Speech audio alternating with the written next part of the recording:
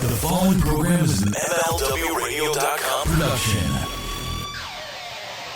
Alright, pal. SaveWithBruce.com is the best there is, the best there was, and the best there ever will be. For all your mortgage needs, go to SaveWithBruce.com. Oh my! And from there, lower your monthly payments, consolidate your debt. You may even be able to own your own home with no money down. And you don't need perfect credit, and you may be able to skip your next 2 house payments. Stampede your way to savings right now at SaveWithBruce.com. Equal housing lender, NMLS number 65084. And now a moment from the Something to Wrestle With Bruce Prichard Archives. Episode 24, Rick Rude. They're on your Google machine. No, yeah. Roll Title Man. That's not. It's like, okay, well, we'll pay him something to help him out because he's hurt. And that was something that, I dare say, hurt the WWF in a lot of respects over the years. They would have shows advertised, and you'd get there, and half the card that was advertised wouldn't show up. And your roster wouldn't show up. All these guys that were advertised and cutting promos for weeks and weeks and weeks on TV, none of them show up. And that hurts. That hurts your business. Yeah. So not to have one of your top stars in the main event, that hurts your business. And there's no formula coming that out. you can share. It's just whatever Vince wants. I had a formula on how I did it when I would give my input into it, but at the end of the day... What was your formula? At the end, very simple formula is 30. This moment from episode 24, Rick Rude, and much, much more is available in the archives of Something to Wrestle With, Bruce Prichard. Have you or someone you know been diagnosed with mesothelioma? You probably have many questions, such as, what should I do? Where can I get more information? RGT4Law.com can answer those questions and help you get the money you deserve. Call 855-RGT4Law or visit RGT4Law.com and fill out the simple form for a free consultation. Robert Taylor, RG Taylor II, PC and Associates, Houston, Texas. Hey, it's Conrad Thompson, and you're listening to Something to Wrestle With. Bruce Prichard. Bruce, what's going on, man? How are you? I am great, and by God, I am so excited because I didn't realize just how much I really enjoyed the Canadian Stampede. That's our topic today. In Your House Canadian Stampede from July of 1997, one of my very favorite years in professional wrestling. And we're going to cover it long form today, and we asked you to join the conversation over on Twitter at Prichard Show. If you haven't already, throw us a follow there. You'll see a brand new poll every single week. And also, too, once something wins, we're going to go ahead and give you an opportunity to ask questions at the end of the show, and we're doing that later today. But first, let's kind of put a bow on last week. We covered the rise of CM Punk. A lot of controversy of us having this as a topic. I feel like a lot of people kind of voiced their concerns online saying, you guys aren't covering old school WWF anymore. Guys, we cover whatever wins the poll. So vote on our poll. Tell your friends to vote on the poll. And we would love to talk about whatever you want us to talk about. What was your feedback, Bruce? What did you think of the show? Overwhelmingly positive so far, and I think that there was a little bit of disappointment. Everybody's like, well, you didn't talk about the pipe bomb. You didn't talk about this or that. And I'm like, folks, I left in 08, but I thought that the way that we covered it and the rise of CM Punk, how we got it in. Yeah, I mean, that's really kind of what we did with every individual character that we've covered so far that was there for an extended period of time. So, the week before we did the rise of John Cena, and we cut it off when he won the United States title. We're going to come back and continue to tell that John Cena story year by year from here on out. CM Punk, though, he won his first world title, the big gold. He cashed in on the anniversary of our CM Punk show back in 2008. So it was June 30th, 2008. And that was kind of the original idea to cut the show off there. And then I thought, what the hell? Bruce was only there a few more months. And we can also talk about the time that he had to be stripped of the world title for seemingly no reason. So I thought, why wouldn't we include that? So we did. We hope you dug the show, and we hope that you're telling your friends about the show. We're continuing to see growth week after week. And the only way that we can continue this momentum is if you're posting and talking about it with your friends online and in real life as well. Bruce, anything you want to talk about this week before we get straight to it? Man, I'm ready to get straight to it. I was excited. I sat there. A lot of times I'm going to confess whenever I watch our event shows that I go through, a lot of times I find myself fast forwarding through some of the matches that I remember.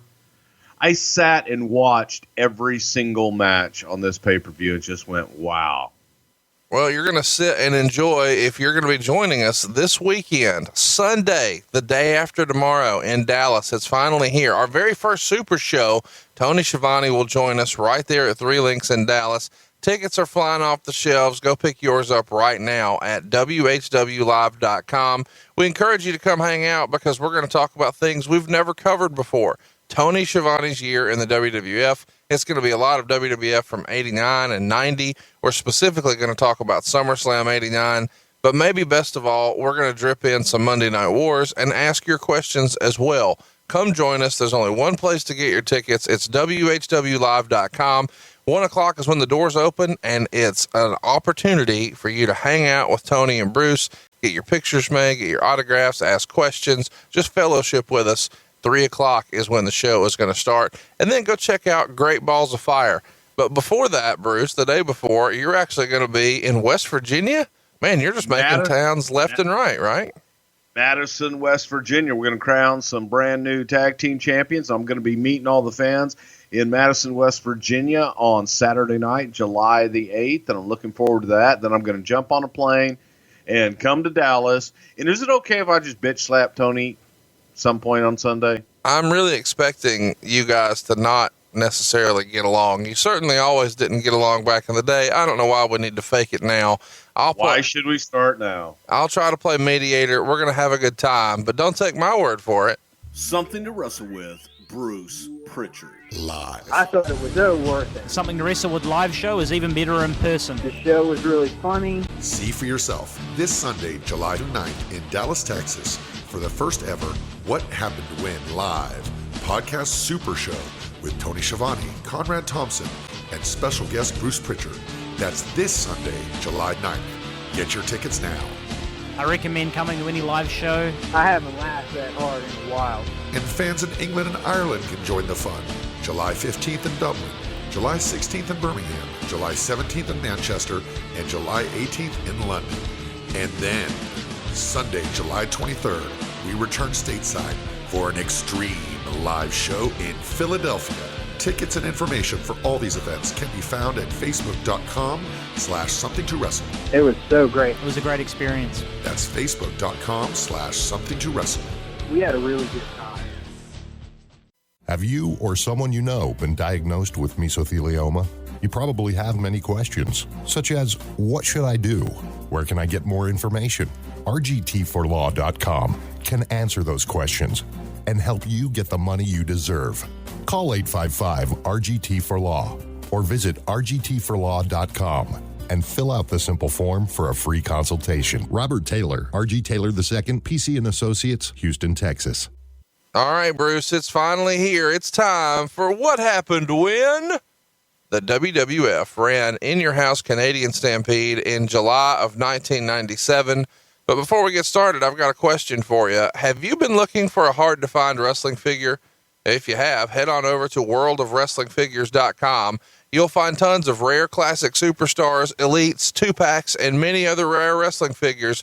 That's worldofwrestlingfigures.com. Bruce, you said you saw this week. This is the first time I've seen this show in, I don't know, maybe 10 years. It's been quite a while. What was your initial takeaway from the show? Just how damn good it was from top to bottom. Everything about it.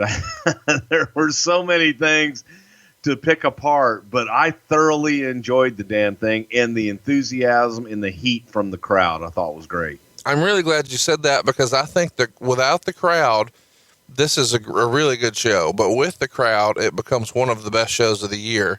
And I would really encourage everyone, if you haven't already, cruise on over to the WWE Network and check this out. It's one of the 2-hour In Your House pay-per-views, so it's going to fly right by. but top to bottom, it's a phenomenal card. And even better than that is the crowd, man. They are so into this. I think this crowd might be the best crowd in the history of WWE, or certainly on a short list. Would you agree with that, Bruce?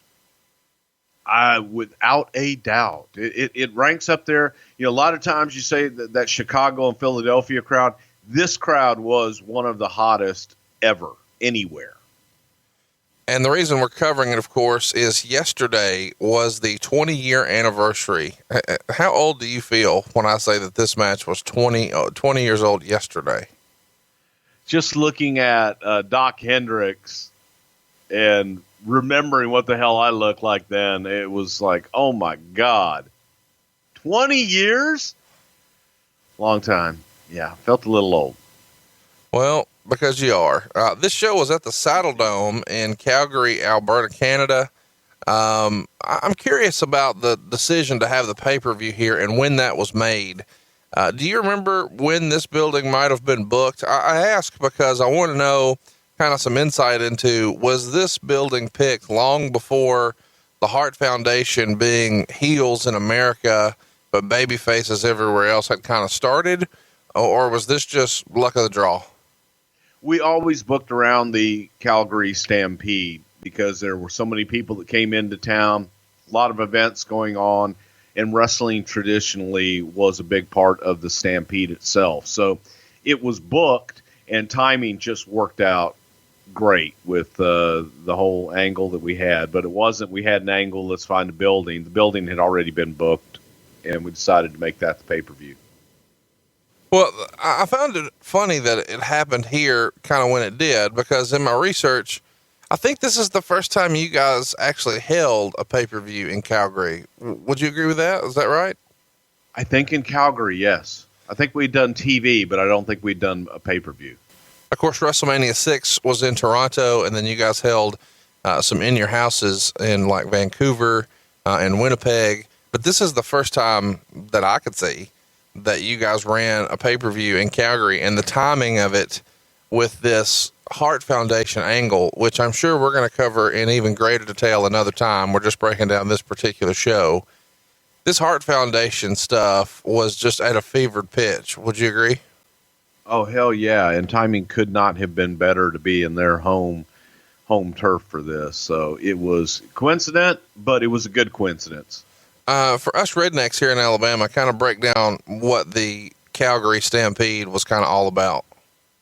It's all about the rodeo, man. It's all about, Calgary is known for its giant rodeo, and they call it the Stampede. And they bring in a lot of the biggest entertainers in the world to come and perform. And they have the bull riding, the steer riding. It's just a big, big rodeo. Houston does it once a year during the months of February and March. Las Vegas has their big rodeo, and Calgary is one of the biggest in the world. So it's an event. It's a week or two long event.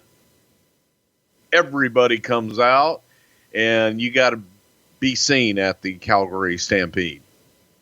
So let's talk a little bit about the way this show was received. And of course, we're going to break this all down. But I've kind of talked about 1997 as being one of my top two, or maybe my very favorite year in all of professional wrestling. But this show we're covering today, Canadian Stampede from July of 97, was voted in the Wrestling Observer newsletter as the best major show of 1997. Would that surprise you to hear?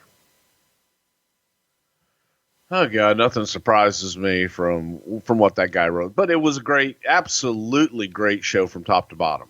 So I got to agree with that. The July 21st Observer gave a fan poll with the final results, and they had 256 thumbs up and 1 thumbs down. So a thumbs up rating of 99.6%.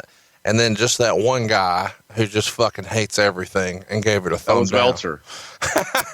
That was Meltzer himself voting on his own poll. Well, I'm going to give it a thumbs down because nothing can be that good. I don't want to give it a thumbs up. And my friend Clint from Hershey said that we don't like this because it's WWF. Motherfucker. I love that even Meltzer is in on the MF action now, right at the end. He's really had Cornette rub off on him. Hey, tell me a little bit about how this was received backstage. So when we just kind of covered what the fans thought about it, but when this pay-per-view was over, did you guys know, holy shit, that was one of our best shows ever? Or is there the natural, second guessing of yourself? Oh, we could have did this. We should have did that. Whenever you have a high like that, when you go out and everything you do, the crowd reacts to, and the talent that got to work in India with Impact recently, everything they did, they reacted to. Well, this crowd did the exact same thing. They were so happy to see us there. There was a definitive divide in the crowd, man. You had strong heel reactions and you had strong babyface reactions. So when you go out there and all you have to do is move your head and the crowd reacts, you come back on a high and you're excited because you got to perform and it got over. The best match on the card, what got everybody's votes for the best match on the card, was the 10-man tag in the main event. And we're going to break that down. But the second biggest match, and I find this hilarious that this is here. I don't know why, but it was just very interesting to me. The Great Sasuke and Taka Michinoku came in second. The worst match on the card, according to the Observer poll, is the Godwins and the Blackjacks, followed by the Undertaker and Vader. Let's talk about how people actually received the show locally. We had 10,974 fans actually pay for their tickets. 12,151 were in the building. So there's a gate of $229,598 and roughly $65,000 in merchandise. Both of those, merchandise and ticket sales, were the largest in the history of professional wrestling in Calgary. And Calgary has had wrestling forever, right, Bruce? Without a doubt. Well, back to Bret Hart's father, Stu, always promoting in Calgary, always had TV there. So, yeah, Calgary has a long history and long tradition of wrestling and a long tradition and history of being one of the feature events at the Stampede. A lot of people are going to want to know, hey, didn't Stampede and Stu Hart outdraw this? And the answer is no. The largest crowds for Stampede Wrestling were in the Calgary Corral, and that only held 7,500 seats. The Saddle Dome wasn't actually built until 1984, and Stu Hart only ever ran one show there. This is the third biggest card, or as far as number of tickets sold in WWF history. You'd have to go back to 1991 to see Hulk Hogan versus Sergeant Slaughter and the Ultimate Warrior versus The Undertaker draw a few more fans, 175 more. And then back in 87 with Hogan Bundy on top, they drew about 1,300 more. So those are the largest crowds, but as far as actual revenue, this broke all the records. This has to be considered a huge financial success for the company.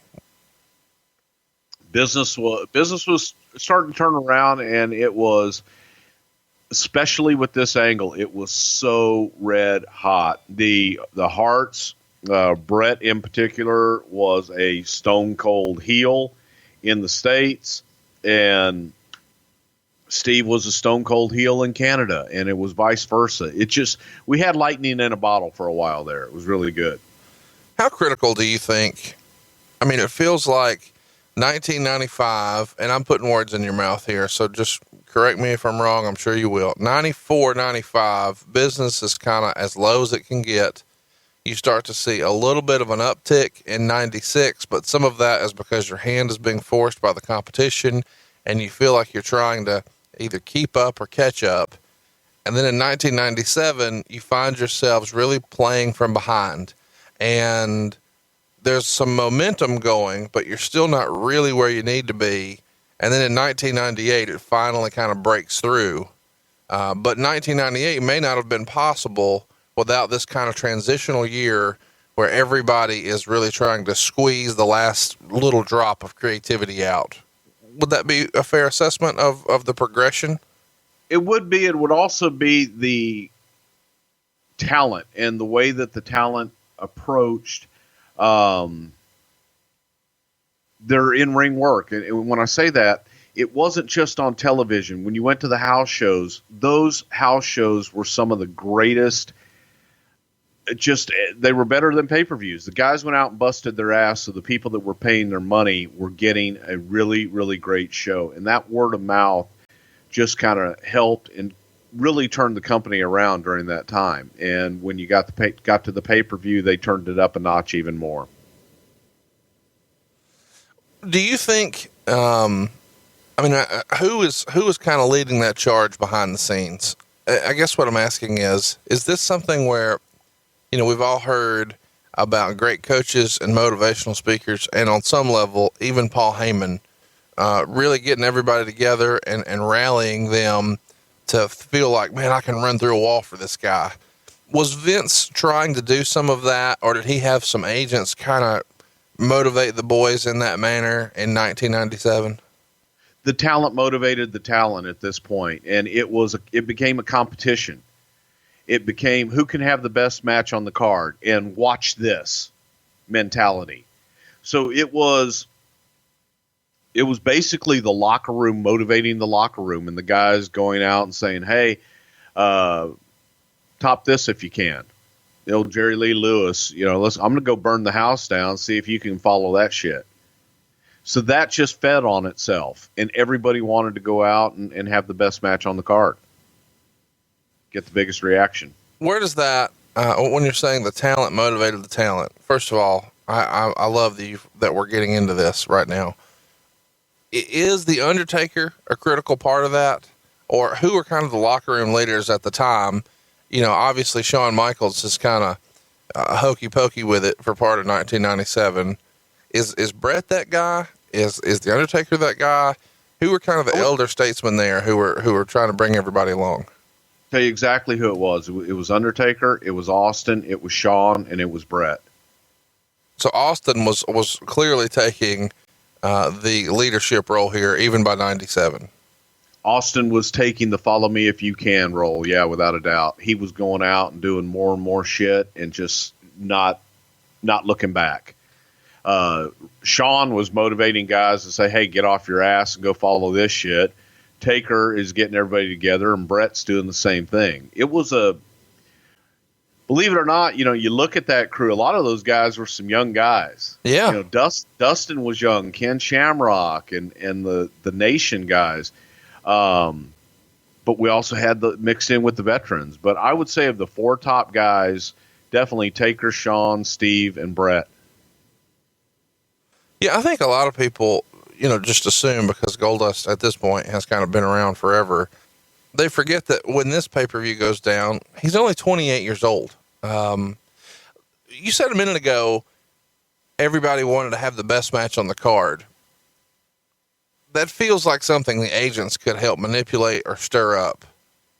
How at the time are the guys judging what was the best match on the card? I mean, there's somebody giving some sort of feedback or direction from somewhere. Who is the puppeteer? Who's the puppet master? Well, who's going to have the best match on the card? I think that comes down to who is having the best reaction, who's getting the audience involved, who is actually making them get up off their ass and cheer or boo. And when you can bring the crowd to this frenzy and then they settle back down, all right, who's going to come out and get them up off their ass again?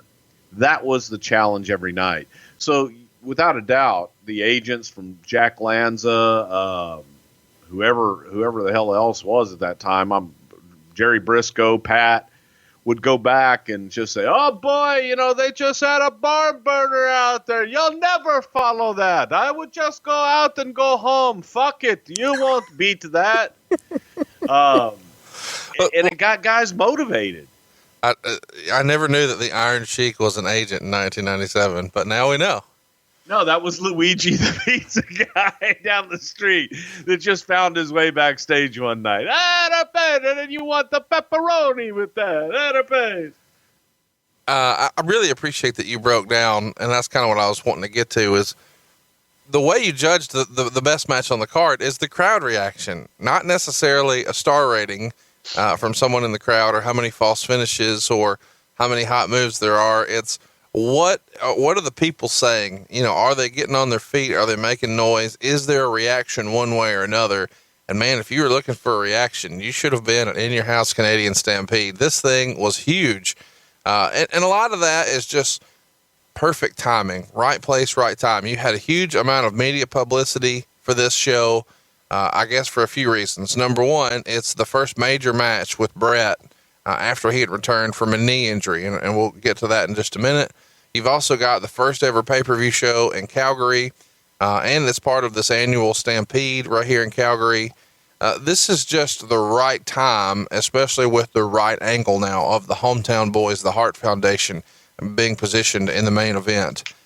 So both this show and the Edmonton show the next night receive front page newspaper coverage. And that's a big deal, to have that sort of coverage. And they made this into an extended piece where you had newspaper stories every day leading up to this with features on a lot of the guys. So Owen, Bret, and Davey. And they had multiple autograph sessions that you guys lined up for the boys, specifically the Hart Foundation.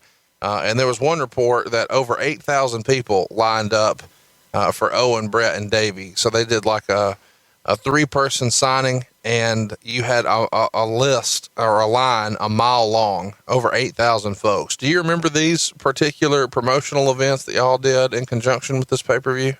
God, yes. And we had to spread them out. To me, what I found funny was, it was billed as the Hart Foundation Homecoming. They live there. Those people got to see them all the time. But it was the outpouring, the Bret Hart autograph signing. The line was literally over 1 mile long, and no one thought to cut the damn thing off. So Bret sat there and signed every single autograph, which I appreciate, and I think that is great when, but whoever was in charge of the damn thing should have cut the line off at some point, because Bret had other appearances that day, and Bret was notorious for being late. Well, this made him even more late, but I do appreciate, I always appreciate when a guy goes out of his way and makes sure that everyone is accommodated. And he did. And he sat there and personalized every autograph and talked to every single person that came through that line. And this was not a situation where people were paying $20 to get an autograph. It was just, hey, we appreciate you coming out. Here's Bret Hart. Get a picture, get an autograph, right? Exactly. And he sat there and talked to every single one of them. And that was, that makes a difference. That makes a difference to those people. If you're sitting out there in that hot sun for hours, you finally get up to your hero and somebody just hands you a picture. No, he's like, hey, what's your name? Hey, thanks for coming out. And would autograph, personalize every picture and pat him on the head and move on. Some guys didn't do that. You guys made money with this by selling it to a local vendor. So you would say, and I'm just freestyling, meet Bret Hart this Saturday at 1:00 only here at Movie Gallery on Main Street. And then Movie Gallery would write a check to the WWF, and then they would set up, a table or a tent or a booth or whatever. And then you guys would send along a couple of handlers to control the line and keep things moving. And that's the way you guys were able to kind of promote the pay-per-view and that you were in town, but also too pick up a payday for the company and the guys, right? Exactly. And they, for the most part, you usually leave it up to the promoter to handle all of the logistics of it. And we just would show up with the talent, but we tell them ahead of time, what we need, the tables and everything, and how the line should run. And when a line gets to a certain point that you need to cut it off, because the worst thing that you can do is wait in line for a long, long time. And you're you're 3 people away from seeing your hero, and your hero walks away and they replace him with Alvin and the Chipmunks. But anyway, that's a whole nother story on a Disney cruise where I had to chase Mickey Mouse down and cuss him out. Hey, let me ask about this whole, selling the time or the appearance to a vendor. And I know you don't like to talk money, so we won't get specific. But I imagine that at the height of the Attitude Era, Rock, Austin, booking them for an appearance would have been astronomical to do. Would that be fair to say? Booking them for like an autograph appearance or a personal appearance for them, like at an autograph show or something, they did all right. I'm not asking what the guys got paid. The business itself, they'd pay the WWF, I'm going to guess $50,000. It would depend. It really would depend on what the promotion was. If it was a promotion to sponsor the event, and that if there was an appearance included in that promotion, if they just wanted an appearance by a talent, it ran the whole gambit. Was that the height though? The Rock, Austin, height of the Attitude Era, as far as a fee goes, was that the highest y'all were able to command, or was Hogan getting more in the 80s? No, it was insane with Steve and Rock and all those guys at that time. That was insane. Where would we be at our lowest? Would that be if you booked someone in 94, 95? And when did that start to change, I guess, You got to understand, we didn't book talent a lot of times at that time. That really didn't take off until that Rock era. You didn't have these Comic Cons and these autograph conventions like they do now. That wasn't commonplace. So it really took off. I want to say that in 97, 98 is when that genre really started to take off, where they had these autograph shows. So for that, we were never a part of that. We didn't have guys going to that stuff. Whose idea is that? Do you recall? What do you mean? Whose idea is it to have them participate in it? Well, you just said you didn't do it, and then you started doing it. Whose idea was to start doing it? Well, when they started doing them, people started coming to us with offers. God damn. But what I'm saying is you didn't have conventions where they were offering money to have guys come in. I'm not pitching a convention. This wasn't a convention here.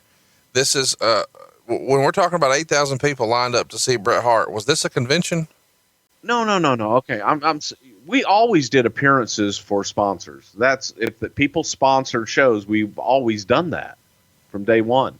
Well, okay. That's what we were talking about. And then you started jerking off about Comic Con. Well, you started talking about Austin and Rock. Yeah. Doing fucking appearances. They rarely did these. Okay. Goddamn, kill me fucking now. We're already doing this. How much did the company have to pay? Did the sponsor, did whoever booked fucking Bret Hart, what did that cost them in 1997? Not what Bret got paid. What did the company pay? Again, it would depend on if they wanted to be a national sponsor. Hang on. There's a lot of different levels. If they wanted to be a pay-per-view sponsor, or if they wanted to be a local sponsor probably cost anywhere from $10,000 to $25,000. In 97? Probably, yeah. Well, maybe closer to that 10 mark. I can't imagine anybody was paying $25,000 in 97. This was, man, I got sidetracked here looking for an answer, and you just went stupid halfway through. So let's move on. No, you asked me about fucking Rock and Austin and doing appearances. Yeah, and then you started jerking off about Comic Cons. I like Comic Cons. All right, you got anything you want to talk about? I'm at the height of my frustration right now. No, you're not. No, you're not. Just tell a story. What do you want to tell a story about? I don't know. People listen to this for you to tell stories, so just fucking do one. Well, did you like Michael Hayes' voiceovers on this pay-per-view? I thought it was hilarious that Doot was the voice of the whole pay-per-view. Every package, every recap, introducing everybody in their appearances, and he's dressed like he's running a dude ranch, or he's like a backup singer for Garth Brooks. And he has his absolute best FM DJ guy voice on. He was doing basically a bad Stan Lane. And then when we came to Calgary, the Hart Foundation welcome was unlike anything we'd ever seen, as the line stretched for miles just to get a glimpse of their hero, Bret the Hitman Hart. Doot. A doot. Yeah, he was kind of a Johnny DJ through it. Is this something that he comes and asks for? Everybody who's listening probably knows this, but Michael P.S. Hayes fancies himself a singer, and he'll be in the middle of a conversation and break out in song pretty often. Would you agree with that, Bruce? Bad Street, Atlanta, GA. Doot, baddest street in the whole USA. Doot. Or sitting on the dock of the bay, or baby's got her blue jeans on, or down on the corner. I mean, on the dock of the bay. Yeah. Does he? Watching the time roll away. That's me doing Michael doing Otis. It's pretty accurate. Hey, do you think that that's something that Hayes goes to Vince and says, I've been blessed with this voice, let's use it? No. Michael was in the studio. Michael was the guy that was doing the event center wraparound, so they used Michael for some of the VO work. And I dare say that once Vince heard the FM DJ, hey guys, come on out and see us now, that he went, what the hell is that? Yeah. It just made me laugh every time I heard it. Well, it was pretty fun. Let's talk about kind of where we are as far as Bret Hart's fame and popularity as we head into the show. It's kind of a weird time in the WWF because we had this double turn at WrestleMania 13, which is available in our archives. And now Bret is a heel, the company's lead heel, in fact. But here he's being presented as the hometown legend, and he gets like a hero's welcome, like a Hulk Hogan 1980s level pop here. I guess you guys used to call it a Road Warrior pop, or maybe you laugh at that term. Where are you at on the term Road Warrior pop, Bruce? That was kind of an inside the boys pop, because it would be like the Road Warriors would go out and get this giant pop, and everybody go, oh yeah, that was good, but it wasn't a Road Warrior pop. No, this was a little more than Road Warrior pop. This was the holy shit, walking on water pop. Meanwhile, as you kind of move down the pecking order of the Hart Foundation, Owen Hart, this former pesky little brother, is now working like a babyface here, or positioned as a babyface here at Canadian Stampede. And Davey Boy Smith is no longer pitted against Shawn Michaels, where he's the heel chasing for the world title and the weirdness with Diana. No, instead, he's walking her down the aisle and kissing her before the match. And Brian Pillman, was formerly this loose cannon character who's pulling guns on people, and now he's a babyface. So it's a weird time in the WWF. And this all happens, of course, while the 82-year-old Stu Hart is ringside as kind of the father figure for wrestling in the entire city and the area.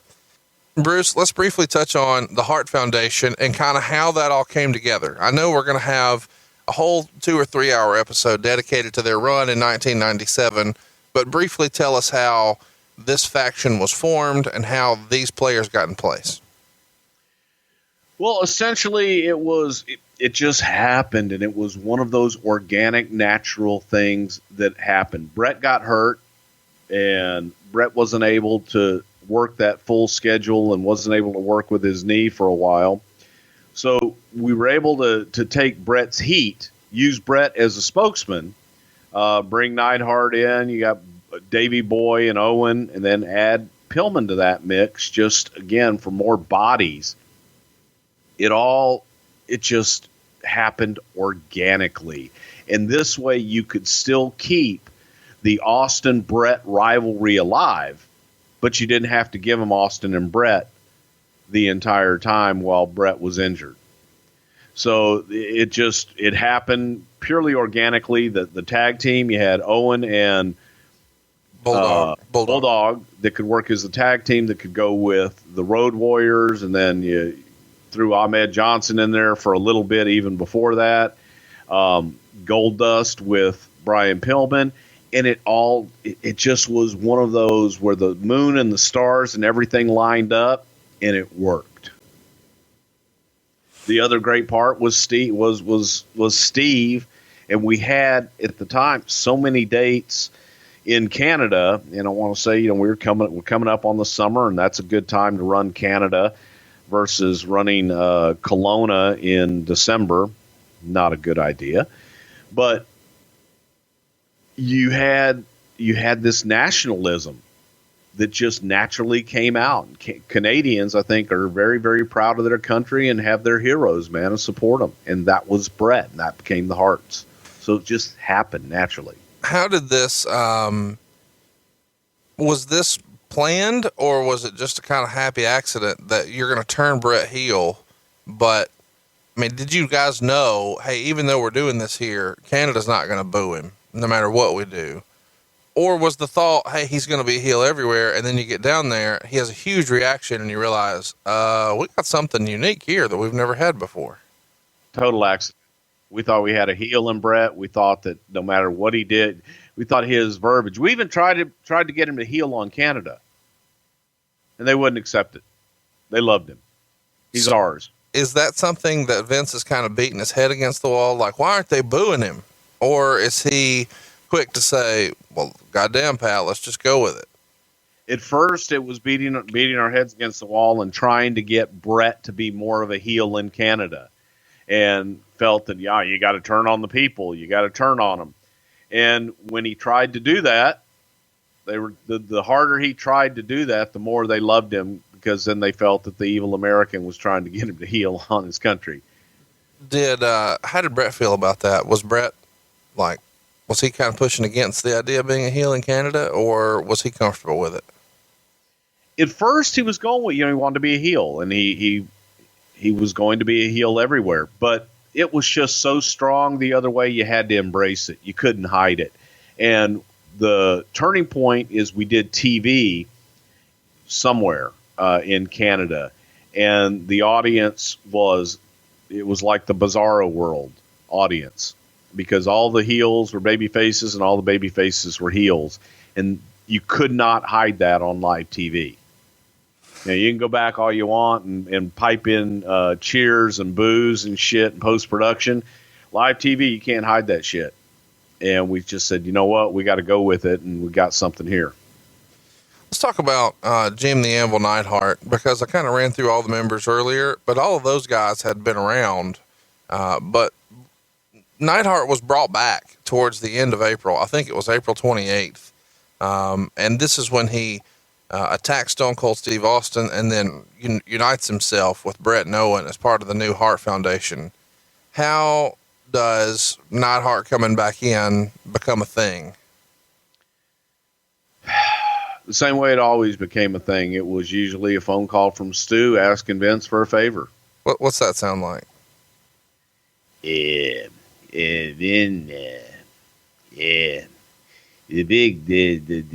big rhino, he's looking good. He could help you with I vouch for him, Vince. He's a good kid. If you could bring him in there, appreciate it. God damn, Stu. All right, bring the big bastard in. We'll have a more of the Hart Foundation. I love it.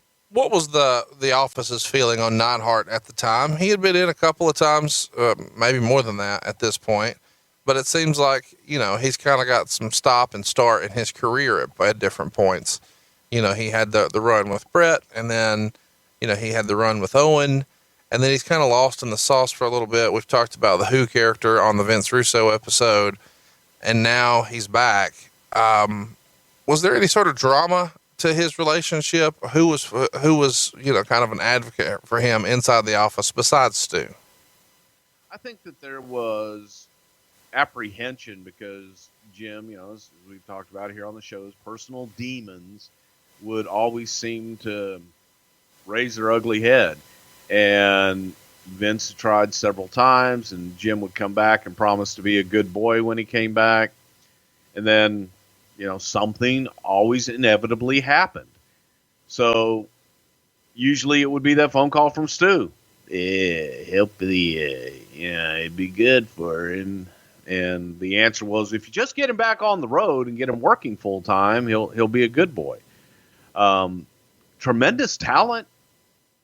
Jim good God, he could go in the ring and a great personality, but sometimes, man, couldn't be the most dependable guy in the world. So it was, I don't know that he really had people against him or for him. Vince just felt that he wasn't worth the risk a lot of the time.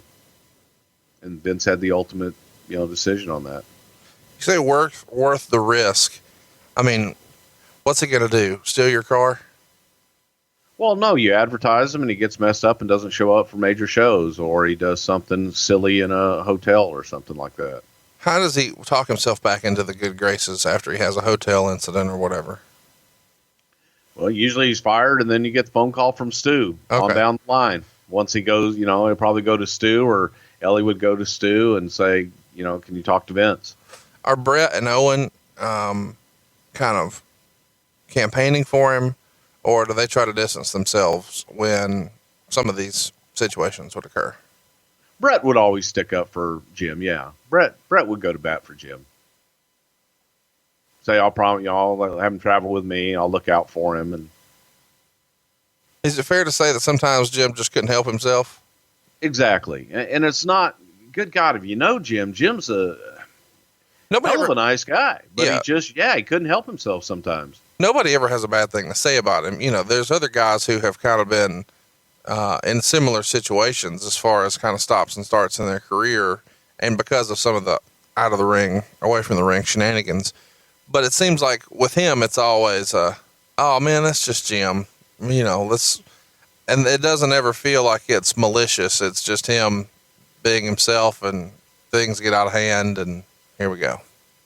And it adds up, and it's a risk sometimes you just don't want to take. Let's run through kind of the situation with the belts here. Owen Hart is the Intercontinental Champion. He's defeated Rocky Maivia for it on Raw. The British Bulldog was the first European champion, and he actually won that in a title tournament, defeating Owen Hart.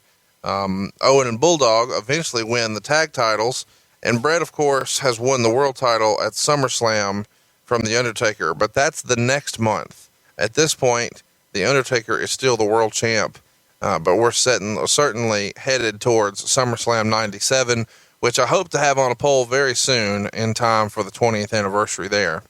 I just wanted to kind of lay that out there so you could see that the Hart Foundation is very similar to the way the Horsemen were positioned in the mid-'80s in the NWA, where you've got the Intercontinental title, the European title, the tag titles, and the world title all in the same faction.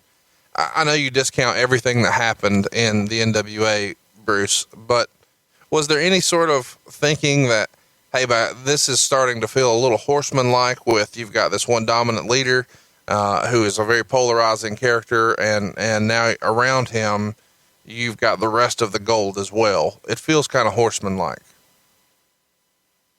No.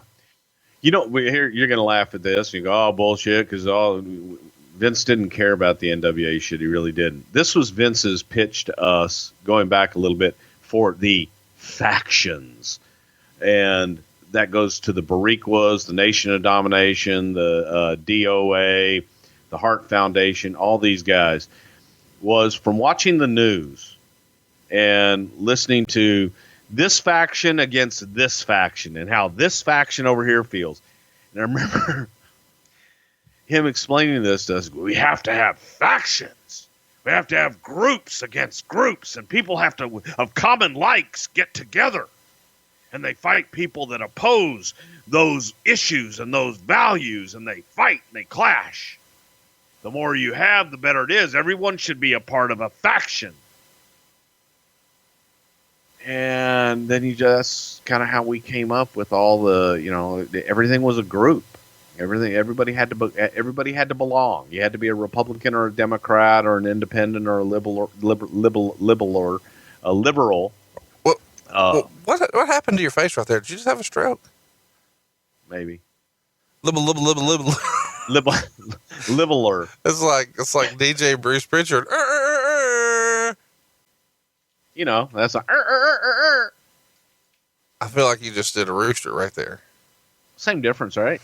All right, so let's go to the event. We've got the Godwins, and they defeat the Blackjacks in 5 minutes and 32 seconds. This happens on Free for All, and this was, according to the Observer, pretty bad.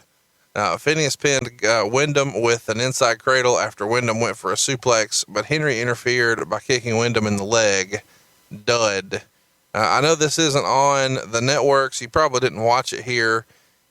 I don't understand why the new Blackjacks didn't work. I know we've talked about them on an older episode, but JBL and Barry Windham in this character feels like a badass fucking tag team. Why didn't this thing have more legs to it?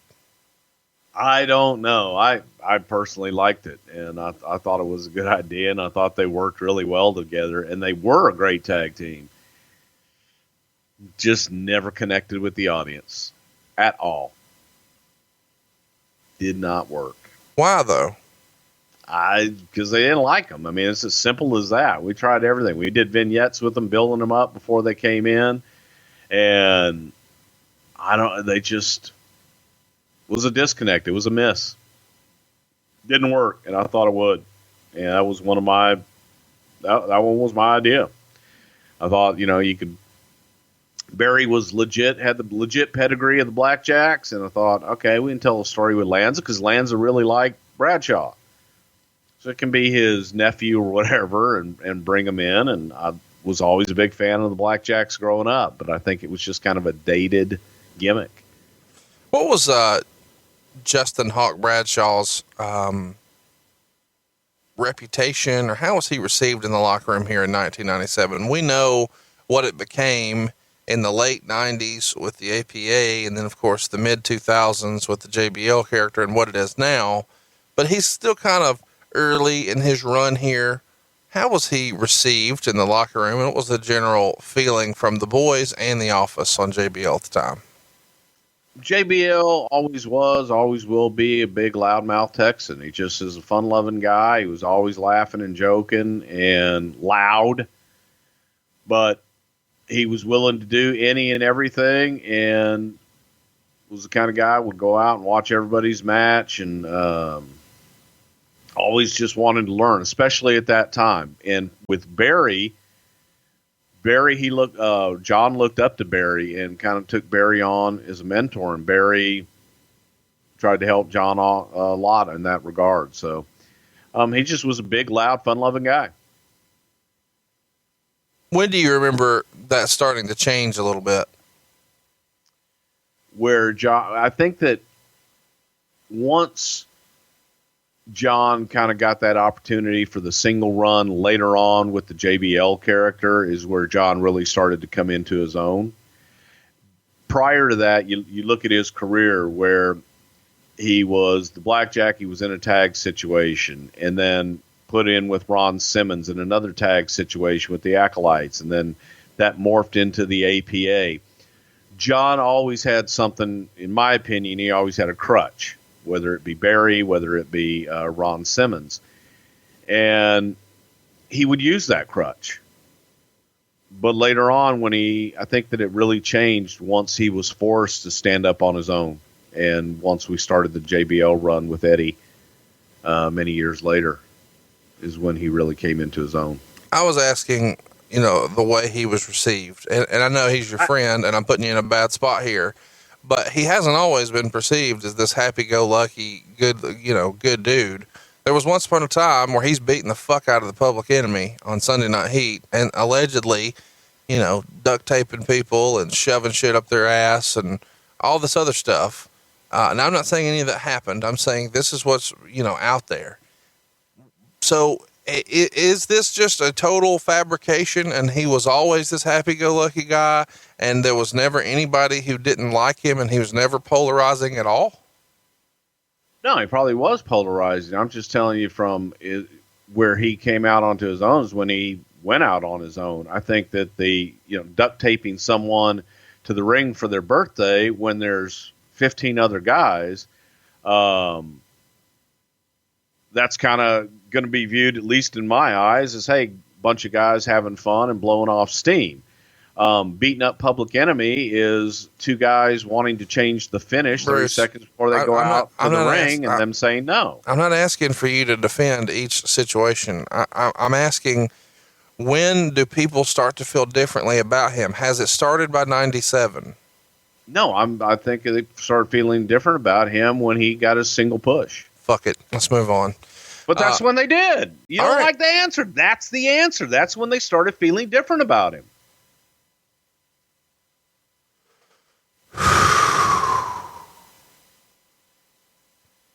You got anything else? I answered your question. It's more than just you answering questions. It's not a deposition. You're supposed to participate. We're taping a podcast. Do you want to talk about the Godwins? Great. What else do you want to talk about? How about the start of the show? Vince, JR, and Lawler are all wearing fucking cowboy hats. The giant one on top of Lawler's head is ridiculous. Is this a rib? Well, he's the king of the Cowboys. That was Lawler's pick. Wanted to have a gigantic, big, Vince wanted him in a big 10-gallon hat. And Lawler got this big, ridiculous hat. To me, one of the favorite things about the Open was, the hated return the heroes. With a big picture of Bret Hart. So that you would understand, everybody else would understand all over the world, that the only place that the Harts would be viewed as baby faces is in Canada, but they're hated everywhere else. And I thought that was funny. And then in the opening, if you notice, Vince, they talk about the very first thing, and then Vince says, and also, JR, we have an interesting Japanese match, or an extraordinary Japanese match. I couldn't do it. It felt so out of place. I thought when he said that, they were going to throw to some sort of package, or that would be the first match, but it's not the first match, and there's not a package. And I'm like, how fucking out of place was that? Do you think Vince was intimidated by not knowing anything about these guys' background, their moveset? It feels like he's just like, they tell me I need these guys on the show, so here they are, right, JR? Extraordinary Japanese. Can you imagine describing a match like that today? No. It just was, yeah, that one just kind of struck me in the face of like, did I just fucking hear that? Hey, hypothetically, who's a better announcer as far as just their whole career? Vince McMahon or Josh Matthews? Boy, that's a tough one. Oh, what a maneuver. Yeah, you know what? I'm going to give it to Vince. See, so, I was really going to think that you were being Homer if you didn't. You know, just saying. What was your favorite Vince announcing go-to? Because Vince kind of had a handful of staples. I feel like at some point you could have just replaced Vince with like one of those radio stations have like the replay box, and they just hit it and there's different sound effects. I feel like that's what you could do for every Vince McMahon match. Oh my, what a maneuver. And then from there. Notwithstanding. Look at that. I like the 1, 2, he got him. No, he didn't. 1, 2, he got him. Oh no, he had him. The fake high pitch is my favorite go-to Vince. Do you have a favorite Vince on commentary? Jeez, there are so many. I did one day for him. I did an entire match in Vince-isms, and when you talk about Bruce, you ever go too far sometimes? I've been one where I might have gone too far because I did an entire match. Well, let's hear it. Oh my! Oh, look at this fella. Well, interesting specimen we've got here. Oh no! Well, look at that! Come on, Jesse. Here we go, and then brother. Oh, what a maneuver! He's got him. 1, 2. Oh no! Wait, we've got. Oh, look at that! Have you ever seen anything quite like that? Oh no! Well, Yeah, you're not going to see that in any place else but the WWF. All right. 1, 2, oh, yeah, he got him. He got him. He got him. All right. Now, what do you think, Jesse? Brother, he got hot. He didn't get outwardly hot. His face got red, started at the neck, and just fucking went up. And everybody in the room is laughing but him. And that's when I went, okay, I'm just going to shut up now and go in the corner. But I swear to God, you can listen to matches where he never called one hold, never referred to anybody by their name, and just was like, what a maneuver. That was it. JR is wearing a cowboy hat here, as is everybody else, but I think JR first started pretty consistently wearing the cowboy hat at the Royal Rumble 1997. When did that become the staple, the go-to, you have to wear it all the time? At 90, pretty much 97. That's when, Jim, when Vince pretty much told him, Jim, I want to see you in a cowboy hat. And I think now is a good launching off point because we were in Texas. And I want the look to fit the voice. And he felt that Jim's voice should have a cowboy hat on it. So right about there, that's when Jim started wearing it. Never took it off. Well, so there you go. Let's talk about the first match on the card. This is something that I think a lot of people kind of overlook. I mean, this is where the talent roster here is in 1997. The first match on the pay-per-view is Mankind versus Hunter Hearst Helmsley.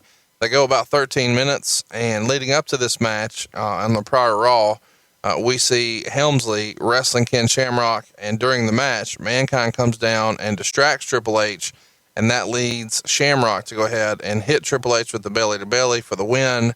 And then, of course, afterwards, Mankind chases Triple H out of the ring. And this is all on the heels of their King of the Ring match, which was the prior pay-per-view in June of that year, the month before. And we were treated to a bit of a recap of their King of the Ring finale and the match that they had.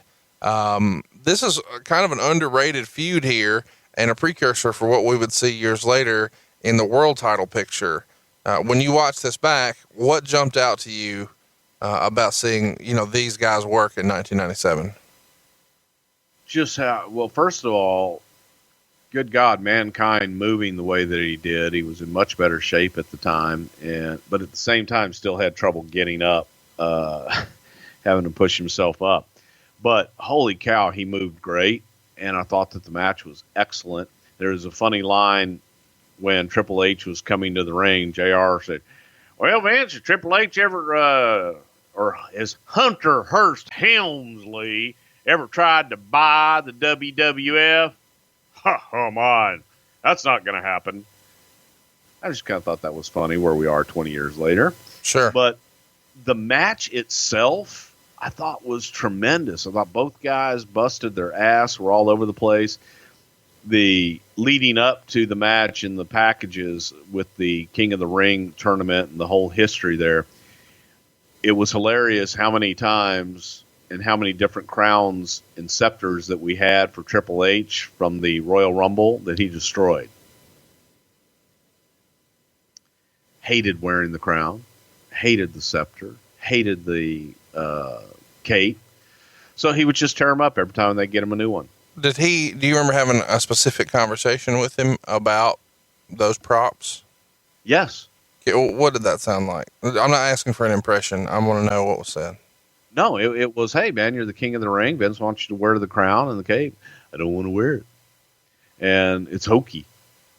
And I'm not going to wear that fucking shit. It's a fucking plastic crown. It looks like shit. I'm going to fucking destroy it every fucking night. And so Vince said, all right, get him a bunch of crowns. And so Vince was determined on the other side, I'm going to keep feeding him a crown every night until he wears the damn thing. And then on the third one, he finally, fuck it. So, it was probably 3 weeks worth of, Hunter, you need to wear the crown. need to go out and be the king. I don't want to be the king. I want to wear the crown. Need to wear the crown. I'm gonna bust it up. I want to break it. And somehow every match, he would find some way to get the crown either fall off his head and accidentally get stepped on or used as a weapon. And when the crowning moment, and the shot is actually in the package, is, I forget who the hell he was hitting. It was either Goldust or Mick, but he hits it, and you just see the plastic part of the crown just kind of flying away, and it just looks so flimsy and so shitty that, okay, we're done. So we did the scepter thing with China nailing Mankind to break the scepter. And then now he no longer has the scepters, and the crown is okay. We'll make a story out of it. Fuck it. What do you think of this match? This is a 3-star match according to the dirt sheets, but they were doing some. I mean, Mankind's always worked his ass off. I think Mick Foley's one of the more underrated performers in the history of wrestling. He was a former world champ, but I still think people sleep on him a little bit. What'd you think of this match? It's kind of early Triple H. I thought the whole thing was excellent. I thought they told a great story. I loved the little things that Mick did, like China pulling him out of the ring, and Mick doesn't go to the apron. He goes right from the ring out onto the floor with the hellacious bump. And Hunter just completely playing the heel all the way through and backing up and trying to get away, which was the story of the night. Hunter trying to get away and Mick relentlessly hunting him down all the way through the night. I thought that story, while if you want to just judge that match for the match itself, you don't get it until you get later on into the show, and how they kept coming back to it, and how Mick Foley was not going to be denied, and Mick was going to continue to go after Hunter and chase him down no matter where he went. So overall, I thought the story was excellent. I thought that the guys had a hell of a match. No, I really enjoyed it as well. And it's really fun for me to go back and see China in this era. She is as big as a house, and they're really making a big deal about her size here. Even on commentary, Vince is putting her over pretty big. They wound up doing a double count out. What did you think of that? Well, knowing where we were going in the story, it made sense. And again, going back to, that was all about Hunter trying to get away from Mankind all throughout the match. So when you're looking at the total story and the totality of it all, it made perfect sense. And then the way that they kept bringing them back out into the arena and out in the backstage throughout the show, it all made sense to get to where we wanted to go with them. So it didn't bother me at all. That was all by design. I guess this was something that was kind of frustrating to the dirt sheets at the time, because this was written. They wound up outside the ring with the bell ringing for one of those lame WWF style double count out finishes. So was the double count out at the time a go-to booking staple for a finish, kind of like the roll up is now, the schoolboy is now? Maybe. I don't remember using it that much, but yeah, probably. I think any time that you have a non-finish is lame. I think that leaves people lame. When you do a DQ or you do a double count out, anything other than a pin or submission where you have a definitive winner and an exciting winner, a double count out's not exciting. It's kind of, it's kissing your sister. And not always the best, but for this and the story, I think that once people got the whole story, that can be forgiven. They make a big deal out of pushing that that the guys were fighting in the penalty box. And this feels like something that Vince would have really wanted to get over, and maybe even had a note in production, because I think everybody mentions and says the phrase penalty box over and over and over. Did you notice that? Did that stand out to you as maybe a Vince quirk? The Calgary Flames in the penalty box. Yeah, it was. I kept thinking, and I'm watching it thinking, did we have hockey players there that were trying to get over? But yes, it was ad nauseum, but that's probably just a little Vinceism that He wanted to get across. We were in a hockey arena, by God, in Canada, and they're fighting in the penalty box. Gotcha, big guy. I don't know why, but it reminded me of the kitchen sink comment that we did for WrestleMania 13, where everybody is instructed to mention that this street fight is happening, and they're bringing everything, including the kitchen sink. And then, of course, the kitchen sink's there, but the performers, the commentators, the backstage interviewers, everybody had to say kitchen sink. And I laughed out loud when I heard the third person say penalty box, because I knew, oh, this is a Vinceism. Well, and not only that, but I kept waiting. Like I said, I kept waiting for some hockey players to get involved. I'm thinking, God damn, did we do something with hockey players here? Yeah. And that's just a Vinceism. They're going in the penalty box. Let's talk about Chyna in this match, because at one point she does a power slam on Mankind into the steps. So they're on the outside, and Triple H is sort of trying to Irish whip, or that's what it looks like, Mankind into the stairs.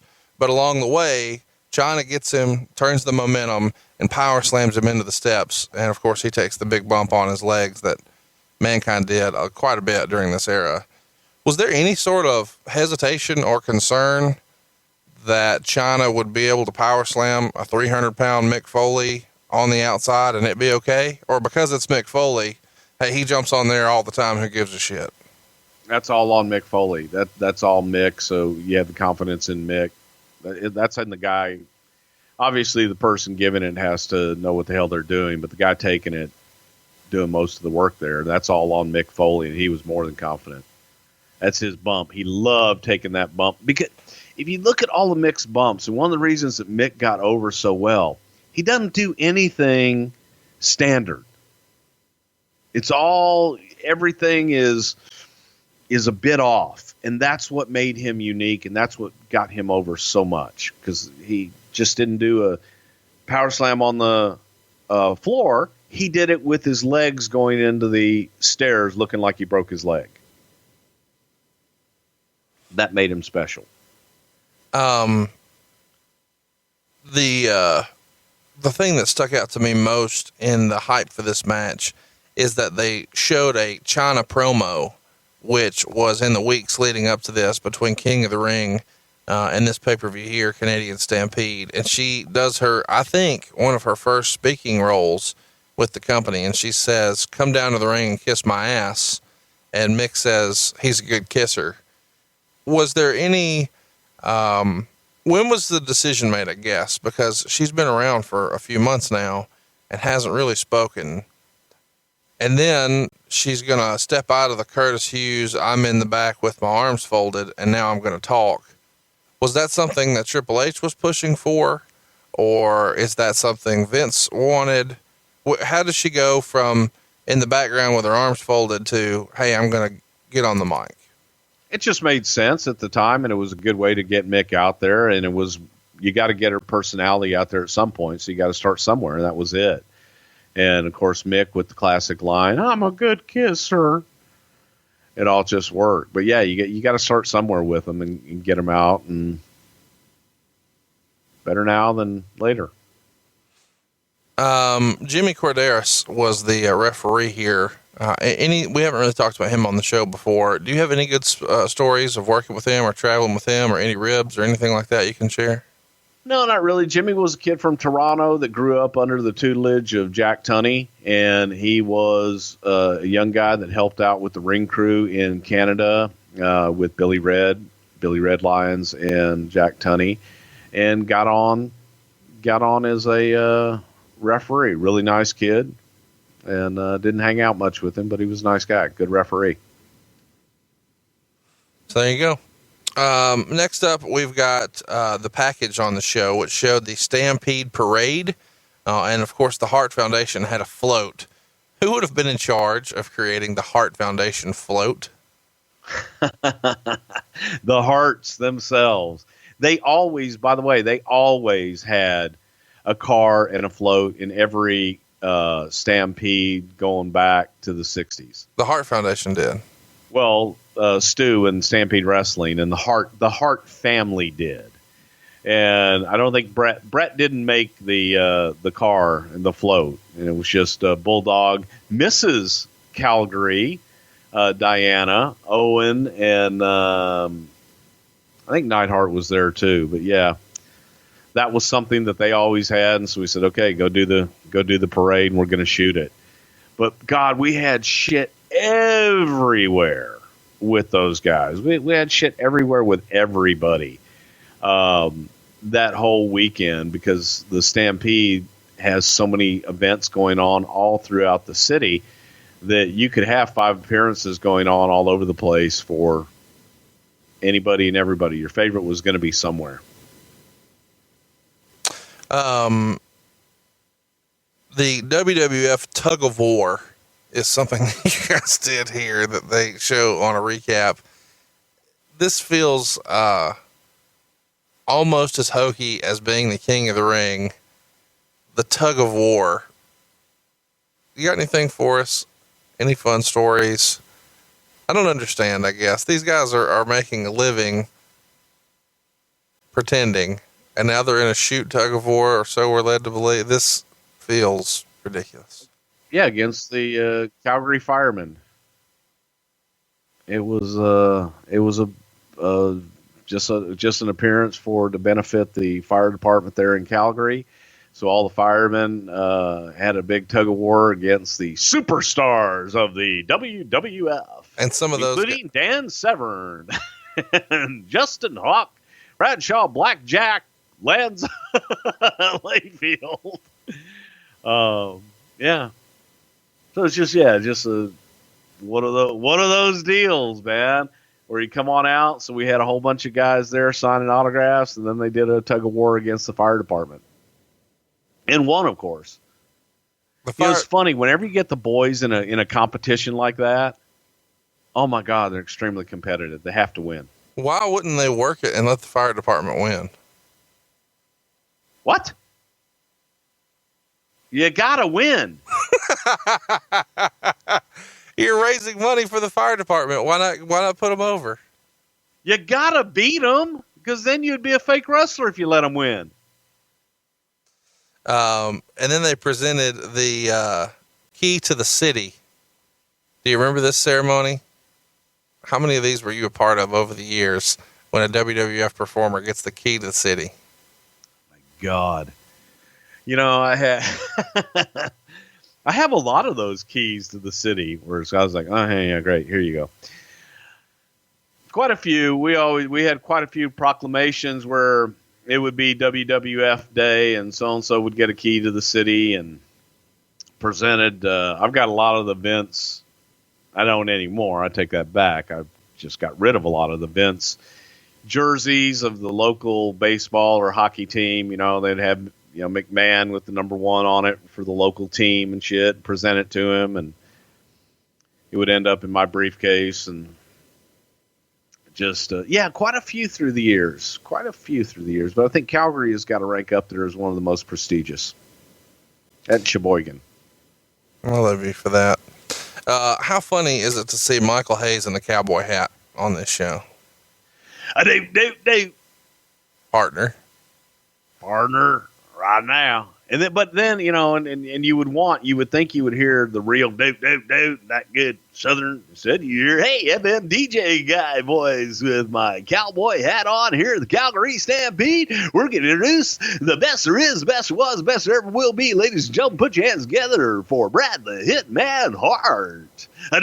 Do. Hey, let's talk about, put a bow on this Mankind Triple H thing, or Hunter Hearst Helmsley thing. They worked together, of course, in June at King of the Ring. They're working together here in July at In Your House Canadian Stampede. And now the next month in August in SummerSlam, they're going to be in the cage match. And this is where we kind of see the genesis of Dude Love. And then later in the year, we would see them work in Madison Square Garden, and that's where Mankind would become Cactus Jack. So they had a really lengthy run here in 1997. And then, of course, they had other matches for the world title later. What did these two guys think about working with each other? I'm curious about how Hunter felt about working with Foley. best of my recollection, they both loved working with each other because they got along good and their matches were damn good, and they would both do any and everything. So they liked each other and they meshed really well. And the reason, as you say, where they went in August was the cage, and that goes to your double count out and them fighting all around the building that you got to put them inside of a cage to contain all of this shit. But for the most part, I think that working together made both of them.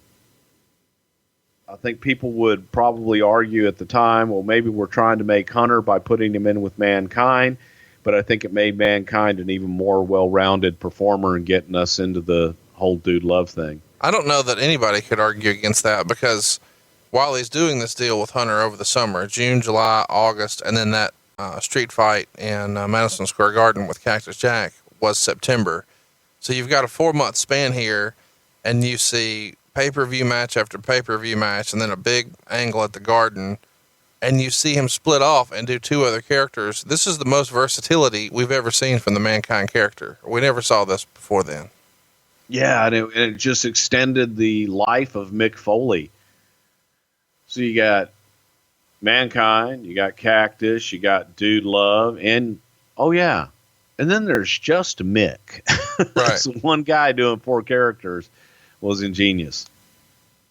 We go to a backstage interview. It's conducted by our great friend Michael P.S. Hayes, and the Hart Foundation are the subject of the interview. But just a few seconds in, we see Stone Cold Steve Austin try to attack him, and he's held back by a 56-year-old Pat Patterson and a 50-year-old Tony Gurria.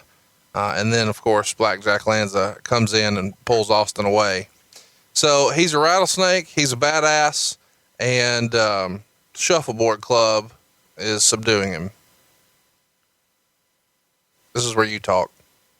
Well, goddamn, Tony Gurria was a multi-time tag team champion, and Pat Patterson was first Intercontinental champion, winning that belt in Rio de Janeiro.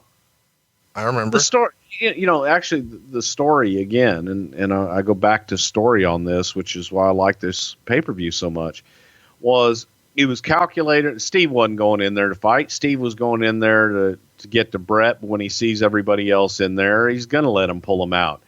But the idea behind even Brett's promo and the Hart's promo was one of, hey, we're good guys because we're in Canada.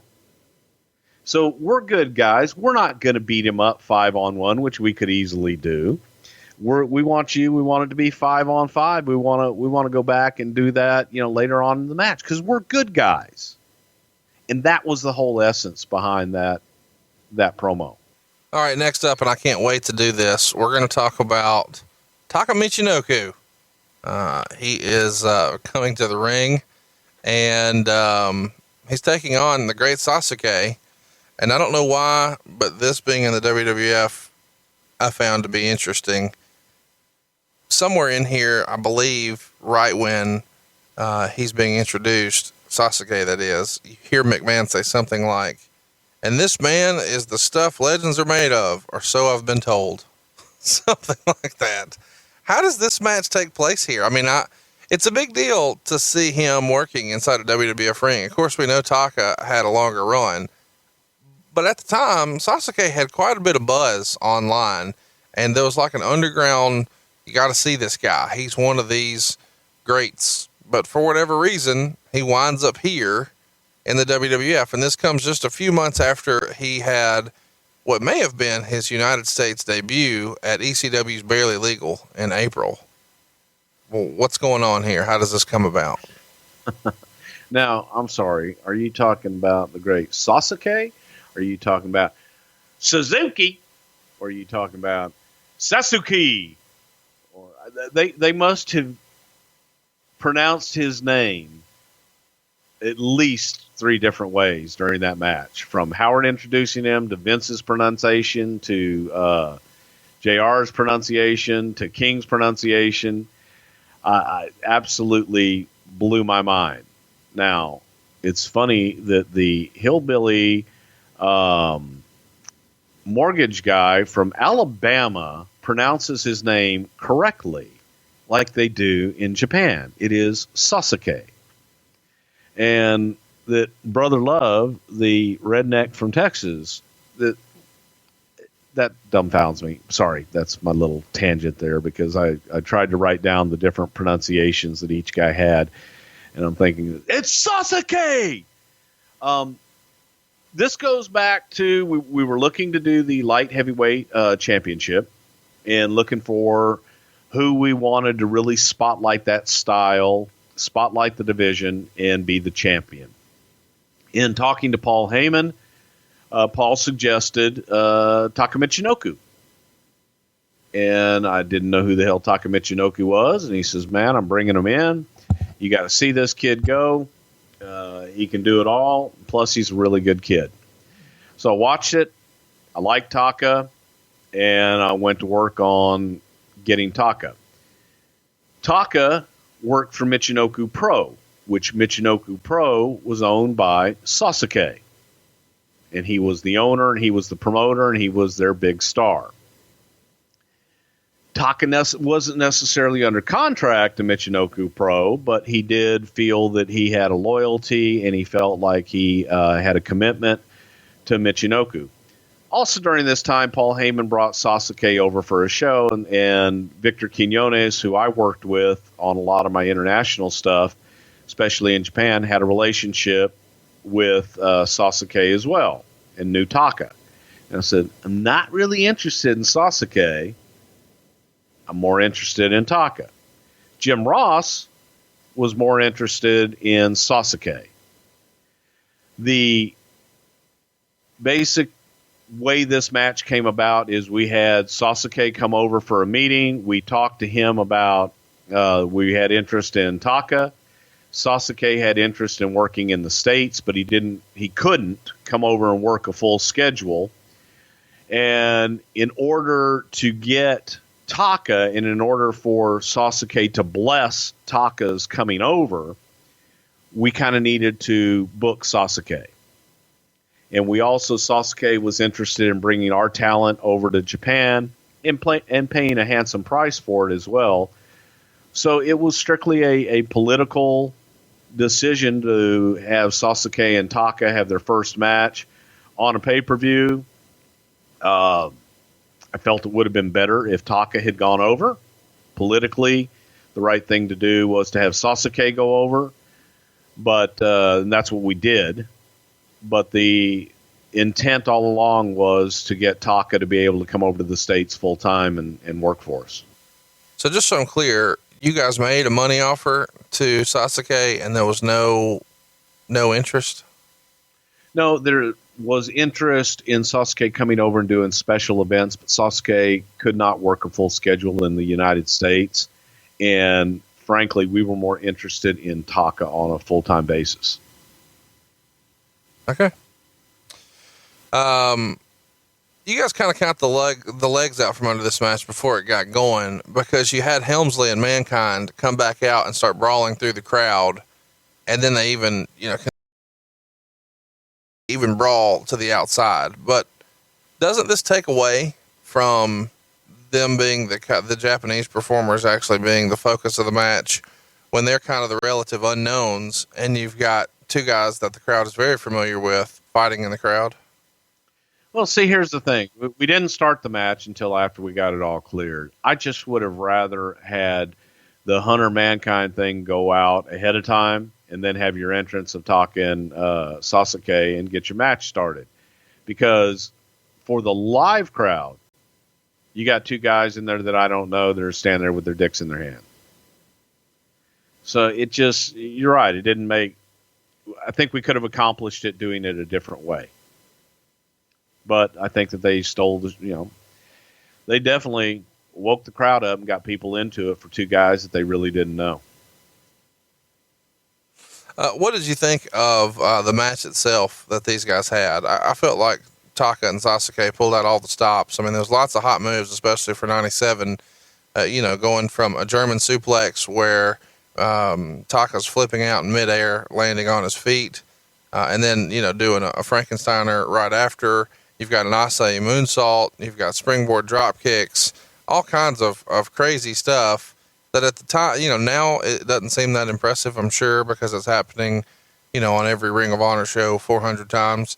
But here in 1997, this is pretty special. It actually got 4 stars in the newsletters. What did you think of the match?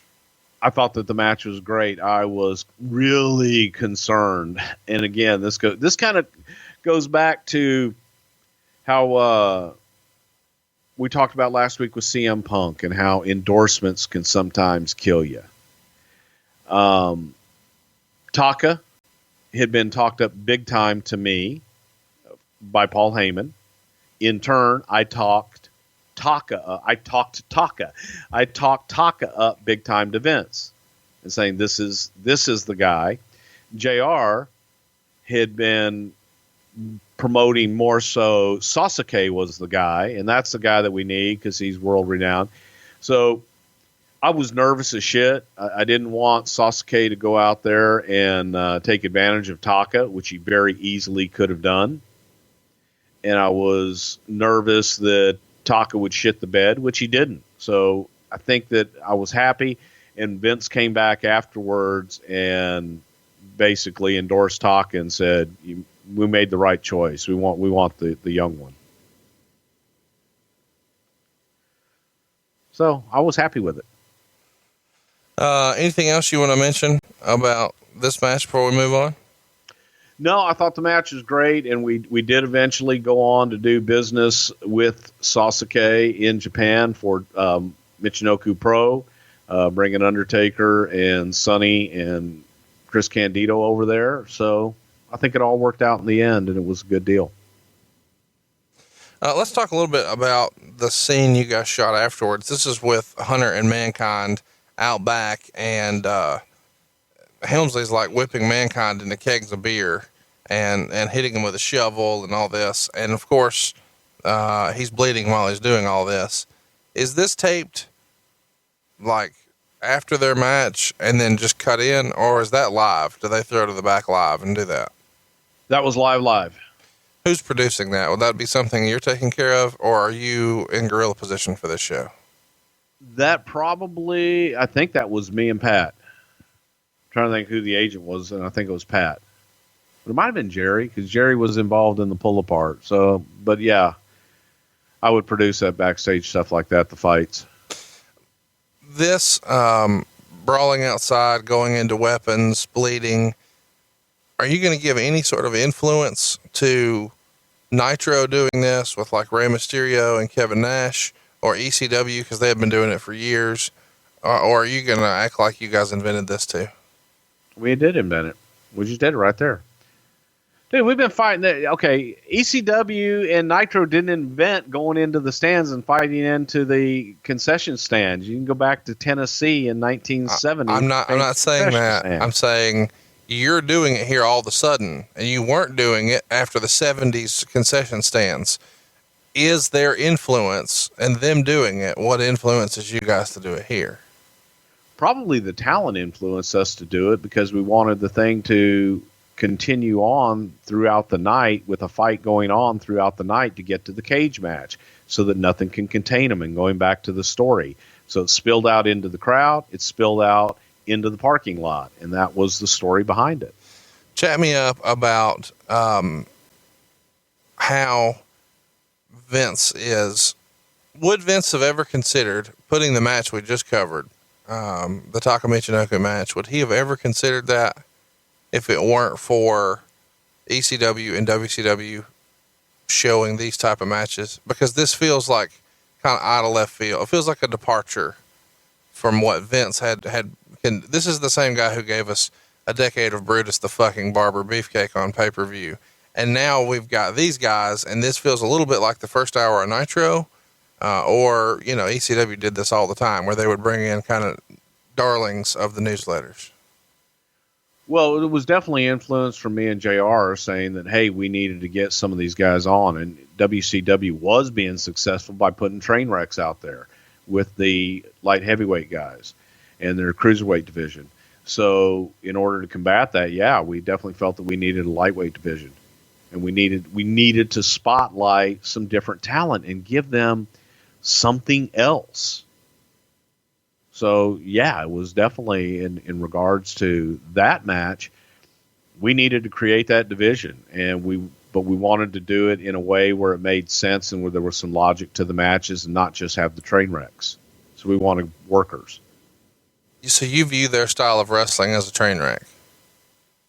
No, I'm saying that what WCW, by their own admission, positioned and put on their show was a train wreck, and that was their direction. Go out and have a train wreck for 10 minutes, and that's what we're looking for. We wanted to have matches, and we wanted to have little slower paced matches with those guys, but we wanted to be able to spotlight the light heavyweight cruiserweights. Is there any truth to the rumor that you guys brought in Taka and this Sasuke to develop your WWF light heavyweight championship?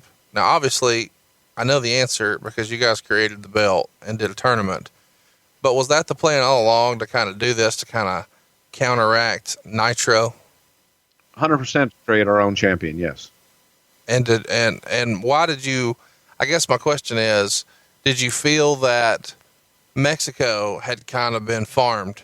You know, they had tapped that well dry on Nitro. And so now you guys wanted to do the same thing, except we'll go the Japanese route. No, I wanted Mexicans too. I wanted some luchadors as well. But I wanted the whole gambit. And we ended up doing that with the luchadors with EMLL guys.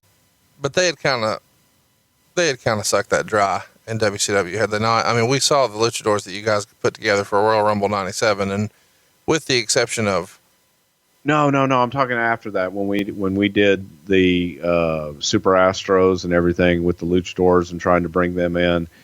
And I will say that I think that the AAA guys, you know, Eric got the cream of the crop when he first brought them in, with Conan's guys and Rey Mysterio and La Parca, the guys that had been headlining in AAA for a long time. Man, those guys were the cream of the crop at the time.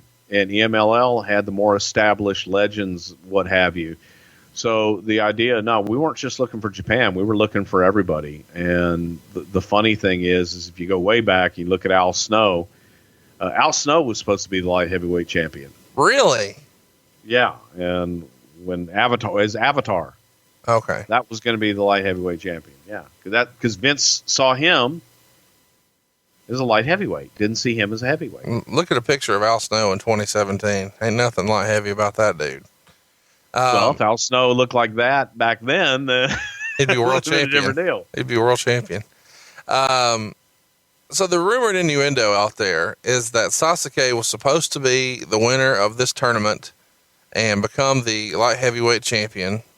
But allegedly, he told the Japanese media that he would only defend the title in Japan if he won it, and he would refuse to drop the title on WWF television. And the dirt sheets would then say, when the WWF heard of Sasuke's comments, he was fired, as well as his working agreement then terminated. So you kind of already addressed most of that as being complete bullshit. Why did the working agreement not go as well as planned? There was no working agreement beyond this one shot and us doing something with his company later on in Japan. There was no contract with Sasuke to come and work multiple dates with us. He told us right off the bat he wanted to come in and only work special events, and that he couldn't work full time. We were looking for someone to work full time. Well, there was no agreement. Even for a tournament, you didn't think you guys would use him to source a bunch of guys for the tournament and just use them that way? Or he wasn't willing to have them come over and lose on TV? Oh, he didn't know. He definitely did not want to lose, but in that that blows everything right there. So there's no agreement at that point. We did want Sasuke to come over and be a part of the tournament, which would allow him to lose, put Taka over, and not be here on a full-time basis, go back to Japan. But there was never any agreement for Sasuke to come over, never to win the championship, never to be here on a full-time basis. He made it clear from the very beginning that he was only interested in doing special events and part-time deal, and that he was more interested in getting some of our talent to help with Michinoku Pro. He only did a couple of shots with you guys, I think 2 appearances. Meanwhile, Taka winds up sticking around, has a decent little run. He doesn't leave until 2001, eventually becomes the light heavyweight champion, wins a tournament to do so. has matches with Brian Christopher and some others, and then eventually turns heel and joins the group Kai and Tai. Do I have that right? Yeah. No. Do I have that right? Indeed. Thank you. I don't know when we'll talk about him again. You got any stories or memories you want to share about Taka? It feels like there's got to be some fun stories about Taka partying with the boys in here somewhere. Taka was 19 years old, I think, when he came over, and was just wide-eyed. Didn't really have a clue. So Val Venus actually kind of took Taka under his wing, because Val spoke Japanese, and Val had worked over there quite a bit, and he and Taka were friends. But Taka was just a good kid. He was homesick, and I think that the best thing that happened to Taka, when you really got to see his personality, is when we brought over his little group there, which was Men's Toe. It was Funaki, Men's Toe, and was it Terry Boy? Something like that.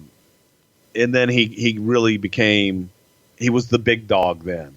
You know what I mean? Sure. He was the guy. I'm over here in the States. I've been working with WWF for a while, and we brought Wally Yamaguchi in as a spokesman for them, so that Wally could travel with them and help them out with their travel and translate back and forth. But no, Taka was an absolute blast. Couldn't drink very well. Would get drunk very quickly, but a really fun, good guy. I think he just had a kid too. All right, so let's get to our world title match here. We're going to see the Undertaker Vader, of course, get in the ring and hook it up. But before that, see Michael Hayes do a backstage interview with a red-haired Paul Bearer, and they show highlights of the Vader Undertaker match from the Royal Rumble. Now, to kind of catch you up here, the Undertaker became the world champion at WrestleMania 13. But prior to that, towards the end of 96, Vader was supposed to be on top. He's replaced by Sid. Fast forward a few months, he's back in the world title picture. How does this come about? How does Vader get the shot here? Because allegedly there was supposed to be a match between the Undertaker and the newly turned heel Ahmed Johnson. But Ahmed was hurt a couple of weeks before, I think June 23rd on Raw. And he's supposedly out with a knee injury for 4 to 6 weeks. So this maybe is the worst possible time to have an injury like this go down. What happened with Ahmed? What was that song? I'm trying to think of the song, Unanswered Prayers, something like that. Thank God that match never happened with Ahmed and the Undertaker. It's as simple as that, man. Made the turn with Ahmed, looking to go with Ahmed and Taker and see if there was anything there, see how Ahmed could hold up as a heel against the top babyface. Blew his knee out. Thank God we didn't have to go there. It started the story with Undertaker. He's a murderer. You're a murderer, Undertaker. With Paul Bearer. So it just fit. It was kind of a natural fit to slide Vader in there, being managed by Paul Bearer, right into that slot with the Undertaker and the murder story. And the murder story. Well, you know. Let's talk about Paul Bearer's look here. He looks quite a bit different here than what we're used to. We're used to the really dark hair. We're used to the white face and the dark circles. What's up with this? What's up with that? This was Paul's attempt to go natural. He said that this was the natural color of his hair, which I was like, Paul, no. Paul wanted to go back to being Percy Pringle. Right. He wanted to go back to the bleach blonde Percy Pringle. And Vince felt that he really needed to change his look from the Paul Bearer with all the makeup and the eyes and all that shit. And so Paul, had the idea, let me go back to my natural hair color. Well, in order to get your natural, quote, hair color after you've been dyeing it black all that time, you've got to strip it and do all this other shit. So you had to color it, and that was the idea, just to give him a completely different look, kind of get him away from the Undertaker Paul Bearer look, if you will. And allow him to take this story. He felt people would take him a little more seriously if he didn't have all the makeup on. How would Paul Bearer describe Vader's smell? Oh, gross! Stinky! Yeah. Leon didn't sweat. He molted.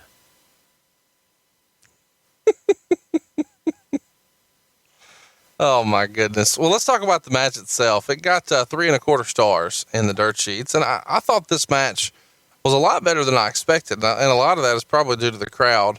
I forget exactly how far in, probably 8 minutes in. The building is shaking from the crowd being so fired up for the Undertaker's comeback. So Vader has been putting the beat down on Undertaker. Undertaker's trying to make his triumphant comeback here. And the crowd is stomping the stands and clapping their hands at a point to where the hard cam actually starts to move. What'd you think of the match? Okay, I'll start it with this. I think it says a lot when you have a 2-hour pay-per-view and the worst match on the card involves The Undertaker and Vader. And I thought that the match was great. But in comparison to the other ones, I thought that it was 4 out of 4. But good God, they had a great match. And, it was, again, you look back, and I know it's 20 years ago, so damn it, they better have. Leon was confident. Leon was moving great. Deadman was moving and looked good.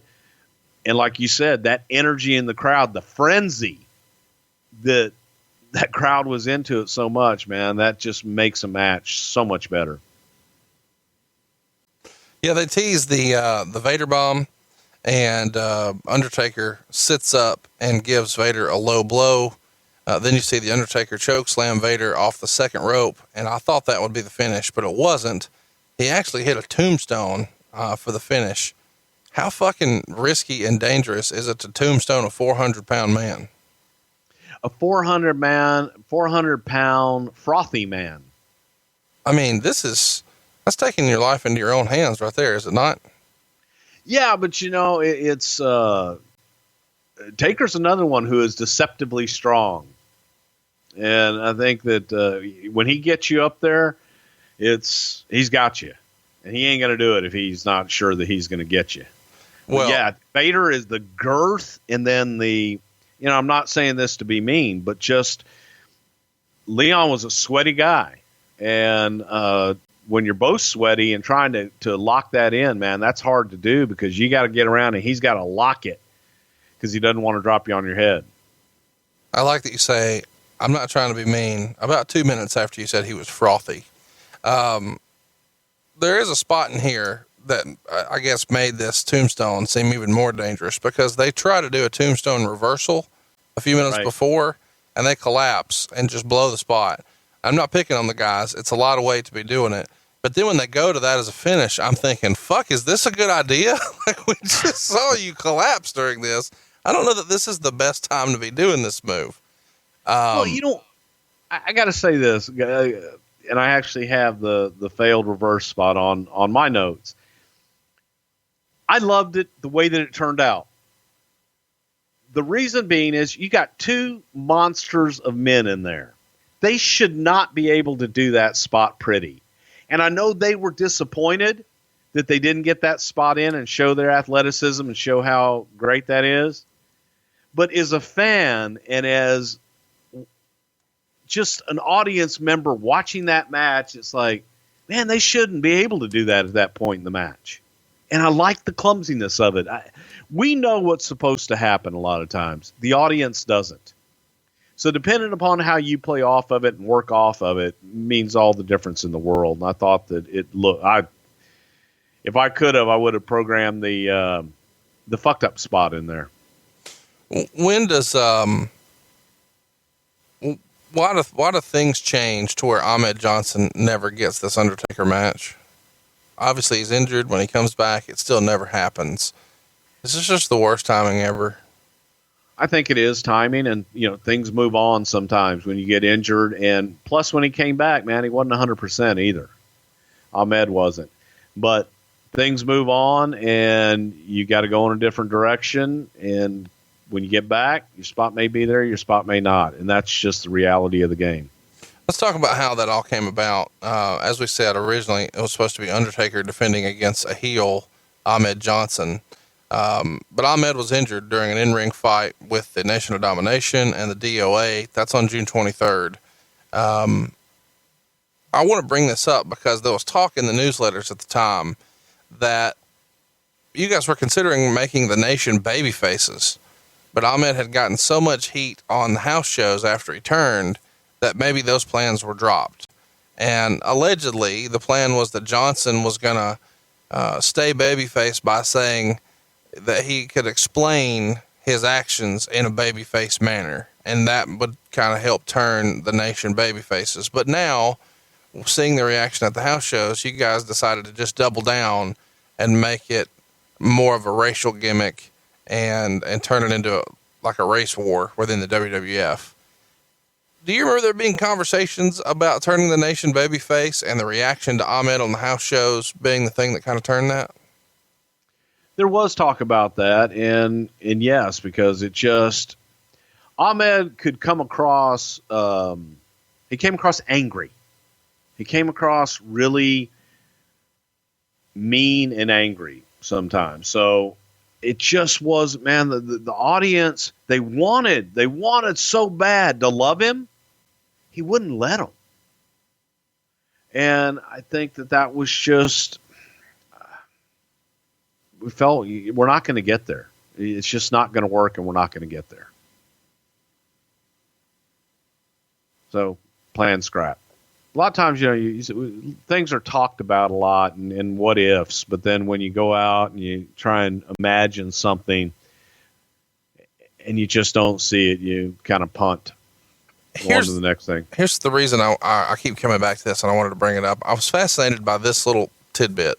So the injury happens in the first segment, or maybe the second segment, very early in the show on June 23rd, where Ahmed is injured. And then the main event of that Raw is where we see The Undertaker and Vader as a tag team taking on Farouk and D'Lo Brown from the Nation. And Ahmed has already been hurt at the beginning of the show. Now we're here at the end of the show. And during this show, The Undertaker turns on Vader, which causes Vader to get pinned and lose the match. Here's my question. The pay-per-view is 2 weeks after this. Did you know at that point in the show, by the time the main event rolls around, Ahmed's hurt, we lost our main event, we've got to have something happen here to give us a title match at the pay-per-view, so let's just have The Undertaker turn on Vader? Or was that the plan all along? Because it feels like this is just you guys reacting to the injury 2 hours prior and then saying, fuck, we need to do this. Or maybe it's just a CYA. And just in case Ahmed's not ready, now we've got somebody we can throw in there. It was a just in case. So we did not know the extent of the injury. We knew it was bad with his knee, and it was a just in case. Let's have a plan B.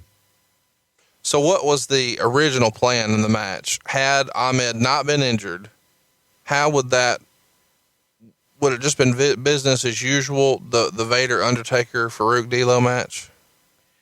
God, I don't even remember, but I don't remember what the original plan would be, because I remember having to change it and go, okay, we got to have a plan B, and let's go ahead and get Taker and Vader to this point. So I couldn't even tell you what the hell the original plan would have been.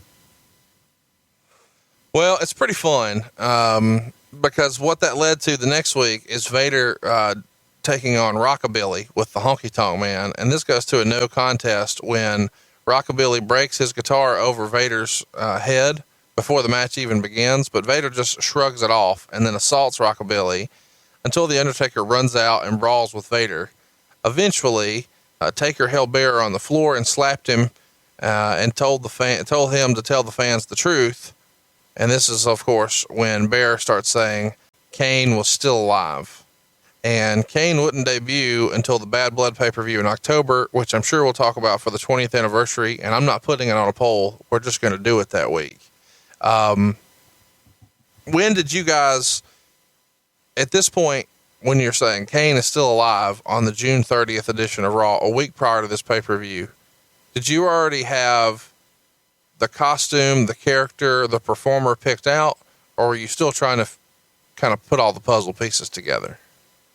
Performer and character and story was all laid out. All that was done. We were still working on the look probably up until SummerSlam. Actually, I don't think we saw the final mask until that SummerSlam weekend.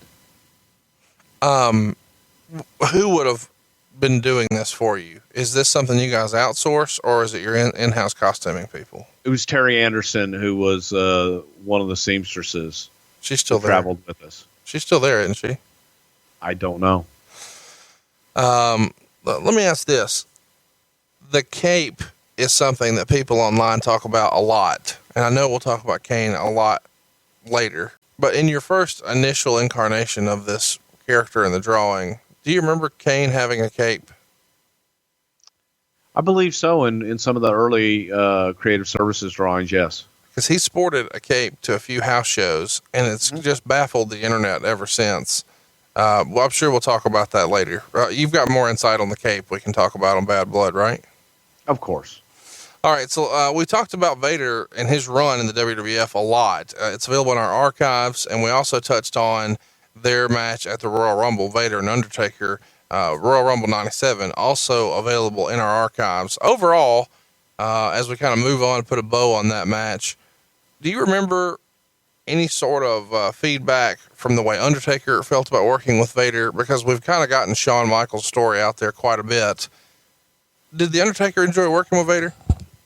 I think he did. I think that the Undertaker, he liked those physical matches, and Undertaker was going to give you exactly what he got.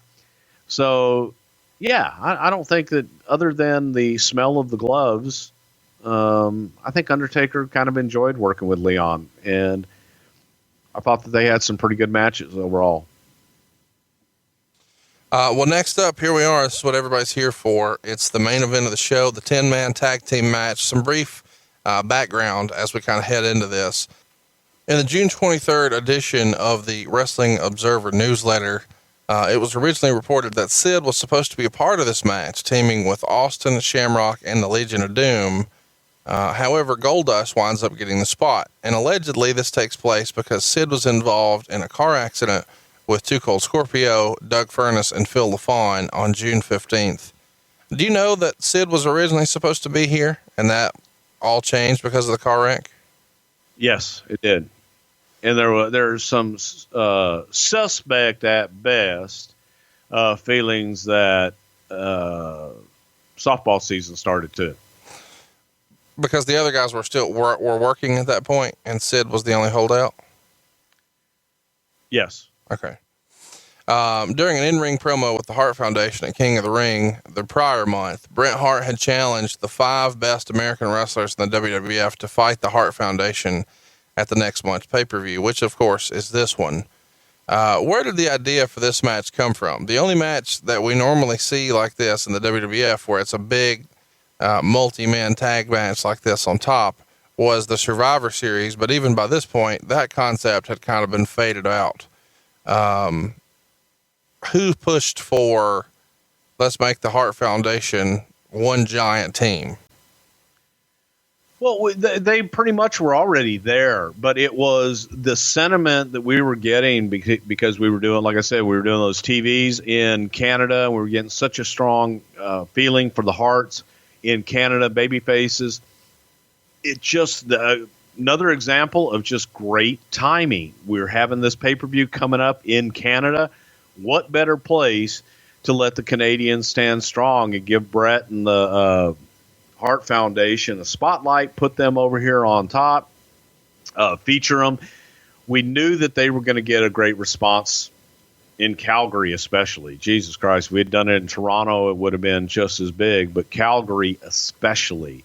So it was a way to get everybody on, because with the in your house, you're not going to have that 3-hour pay-per-view. So you're cutting out 3 matches off of a show. And this was a way to get a lot of people on the card, get a lot of star power involved in one match.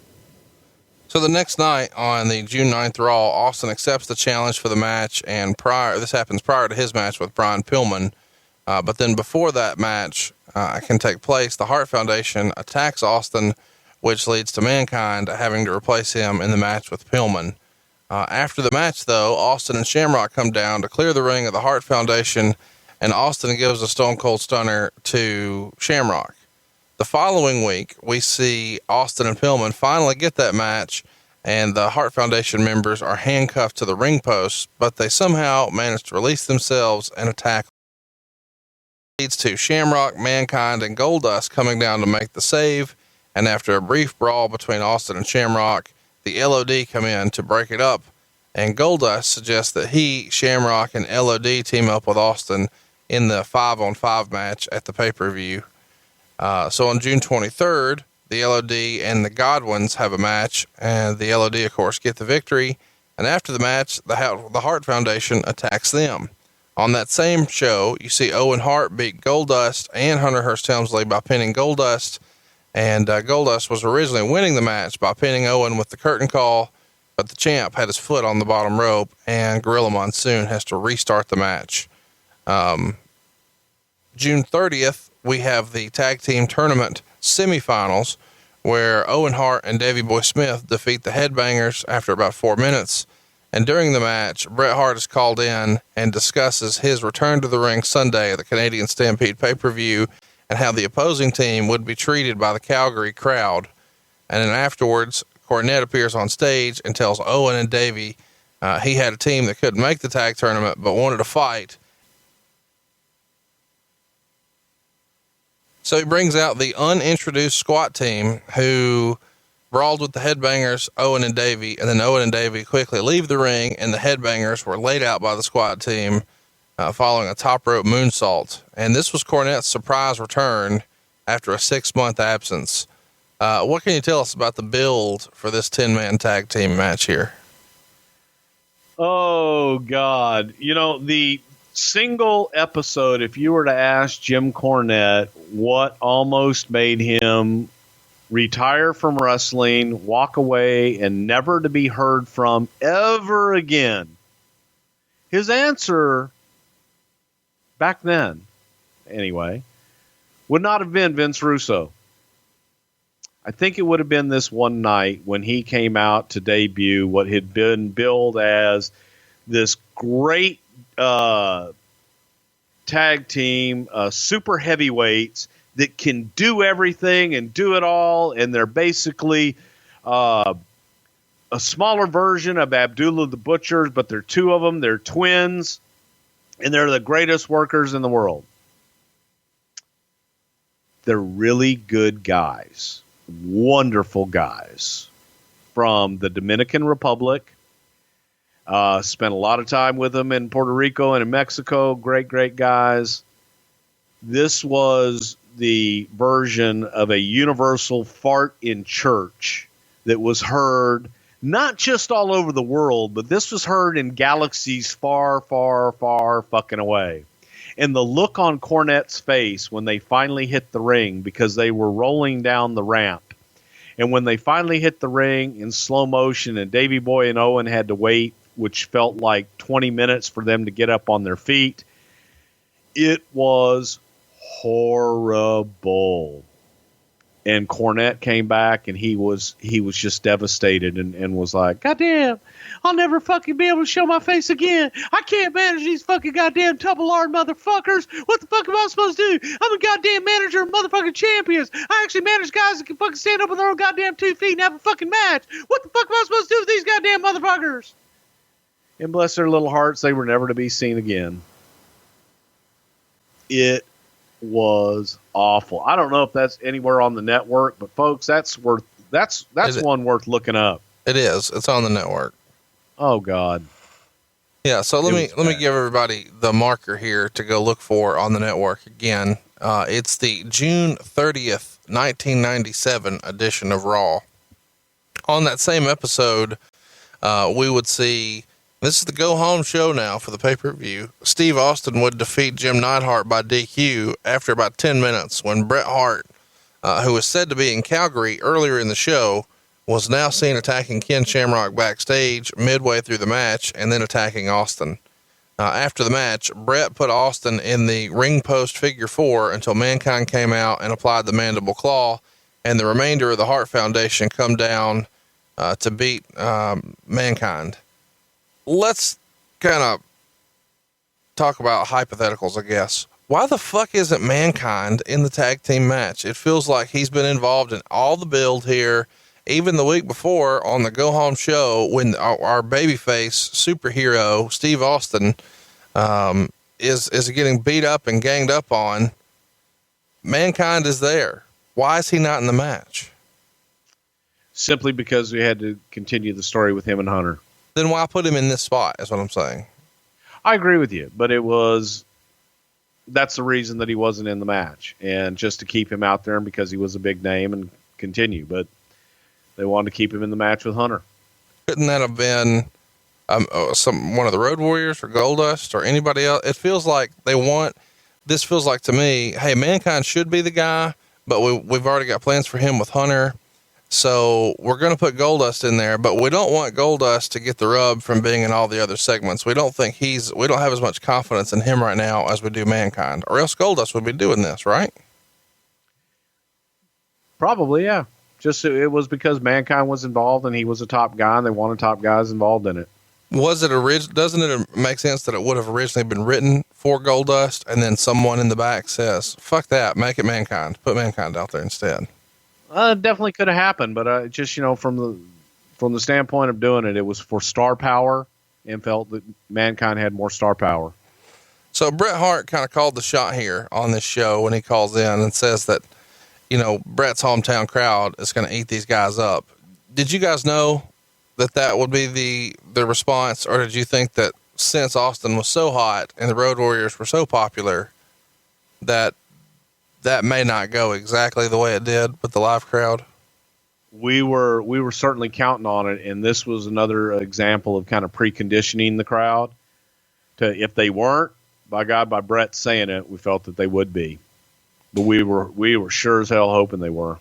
So here's another reason that Mankind was involved, and a lot of people will remember this. Mankind was kind of campaigning to be Steve. Austin and Shawn Michaels had become the tag champs, and they actually wrestled each other as tag champs, but they faced each other at the King of the Ring in 97. But by this point, Michaels is back out with an injury. This is after they do their little hair pulling situation, Bret and Shawn in the back. So the titles are taken off of Austin and Michaels, and this is how the tournament was born, the tournament that Owen and Davey just won. But the plan here is that the winners of the tournament have to face Austin and a partner of his choosing for the tag titles. So Mankind is coming to the ring and making the save with a sign around his neck that says, "Pick me, Steve," which to me seems like the perfect opportunity to insert him into the 10-man tag, but he's programmed with Hunter instead. Any sort of post note you want to put on anything that I just went over there? No, it just simply was, star power and trying to get through everything with Mankind and Triple H. And then we finally got around to the Dude Love and Steve, but just timing and get through it and do what you can. So it's time to really do it now. We're going to talk about the match itself, but first the video package they show, is just showing how the gang warfare and the factions have taken over the WWF in 1997. You see the DOA, the Bariquas, all these different guys, and they're doing this to build up an explanation as to, hey, why we need 10 guys here. And before the match starts, we have a 3-woman group called the Farmer's Daughter perform the Canadian national anthem, "O Canada." You guys are really hammering home the Canadian pride with this part of the show. And the national anthem has historically been done at the start of the show, but now it's done at the end of the show, right before the main event. Are you doing this to fire up the local crowd and get heat with the people watching at home, or both? All the above. Holy cow, man. It was the Farmer's Daughter. The other thing that you're going through all that stuff that struck me in the package was all of the factions, and it wasn't an emphasis, but just the inclusion of DOA and the inclusion of the nation, none of who were involved in this last match. And again, hindsight being 2020, as I'm sitting there watching this going, fuck, it took us forever to get to the Austin Brett story in this package. That was crazy. But no, the national anthem, yeah, let's get them to a frenzy, and this is the main event. Let's go. Well, let's go to the ring. We see Howard Finkel here with a cowboy hat. Does Finkel own a cowboy hat, or is this a loaner? He probably does now. Can I keep this, Vince? It would look good in my closet. They go ahead and introduce some notable figures here ringside, including a Canadian politician, Ralph Klein. He's the premier of the province of Alberta. And of course, Stu and Helen Hart, who got a huge reaction. You know, we talk about Stu a lot here on the show, but we haven't really talked about Helen a whole lot. Do you have any sort of memories of Helen Hart or angles in particular? Helen Hart, I think that I'm going to skip to the very end of the show. I think the best line of the entire night was Jerry Lawler when all the Harts were out there, and Jerry Lawler says, Stu and Helen Hart are responsible for all of this. And it was just so apropos. It was funny, but also apropos. And Helen and Stu Hart met back in Long Island, New York, at the behest of Paul Bosch. Stu and Paul were lifeguards, met Helen, and Paul introduced Stu and Helen. They fell in love and got married and had the Hart clan. But Helen was, she was the matriarch. She was the one that kept it all together through thick and thin, through the ups and the downs, and just personified class. She was old New York money, old New York class. And I think that her family was devastated that she went on to marry this wrestler, Stu Hart. But she was just a class lady, man. I really like the Harts, Stu and Helen. So let's talk about when we actually get an introduction here for the guys. It's kind of it's really weird to go back and watch this. And I encourage everybody to go watch the main event, if nothing else, because you want to see the introductions and everything here. The LODs come out and get mostly cheers. Shamrock gets more boos than cheers. Goldust is pretty heavily booed, but Austin is booed out of the damn building. So he's got major heat with this Canadian crowd. But then when the baby faces become introduced, man, it is just one after another, louder. When Pillman first comes out as like the home team, the roof blows off the place. It's unbelievable, the response that they get, and it seemingly gets a little bigger with each introduction. This entrance here is one of the more iconic in the history of wrestling. It's a goosebump moment. Were you a gorilla for this? What was the reaction backstage when the crowd is just going bananas for their hometown heroes? You talk about in the match before with Undertaker and Vader, the camera shaking. The entire building was shaking, and you just felt this huge electricity, man. It was, it's kind of like your home team winning the World Series. And this was just on the entrance, but Brett walking out and that confidence, they loved him. It was true electricity, man. And I was sitting right at Gorilla when they had the entrances, and you get goosebumps. It was truly a goosebump moment. It was a goosebump moment, again, watching it 20 years later on the network. Let's run through this. We've talked about this being Brett's first match back. This is not just, happy timing that, my knee is miraculously at 100%. And we just so happen to be having a pay-per-view in my hometown. You can tell from watching this, at least in my opinion, Brett's knee is not where it needs to be, but he was not going to miss this show. Would you agree with that? Yeah, I think that Brett came back. He probably did come back too soon, but yeah, he wasn't about to miss this. This was a great homecoming, and this was a great platform. And we didn't use Brett a lot after this, and he was protected pretty well in this match. Another reason that you got 5-on-5. Yeah, if you got 10 guys, you can kind of pick your spots, and the pressure won't be as big there. But we start off with Brett and Austin, and this is, the top baby face and the top heel. And in Canada, it's the exact opposite. The heat is incredible. And, eventually Neidhart is tagged in and the place goes nuts with Anvil chants. And they're really hitting a big stride early, and they get, the crowd to a huge fevered pitch. And even for little stuff, when Owen makes a comeback with a drop kick and then nips up, it is a huge pop. He goes for a Frankensteiner on Animal, but Animal instead power bombs him and hits a power slam. But somehow Neidhart makes the save. And that's when we start to see the heat start to build. Austin rams Owen's knee into the post and hits the knee with a chair. And the heel heat on Austin here is amazing. The crowd is ready to tear into him. Owen in return of that has to be taken to the back, and this makes it 5-on-4. And then Brett starts to ram Austin's knee into the post and uses the figure 4 around the post, which means that Austin has to be taken to the back. So now we've got the odds sort of evened out, both teams down a man. And it was at this point when the crowd starts to settle a little bit, maybe because Austin wasn't involved. Would you agree with that, Bruce? Exactly. And we kind of wanted to, believe it or not, you wanted the national and worldwide audience not to see Steve booed so much as well. But yes, to get this match, let's settle it down a little bit and let's build to the big return and the big finish. Weren't going to take Brett out of the damn thing. So, Owen and Steve were the perfect mix, which again takes me to the finish, but go ahead. I'm sorry. Well, we can go ahead and tell the story here. About 21 minutes in, we see Austin return, and he starts working some spots with Brett going back and forth. Brett actually gets the sharpshooter on, but Animal makes the save.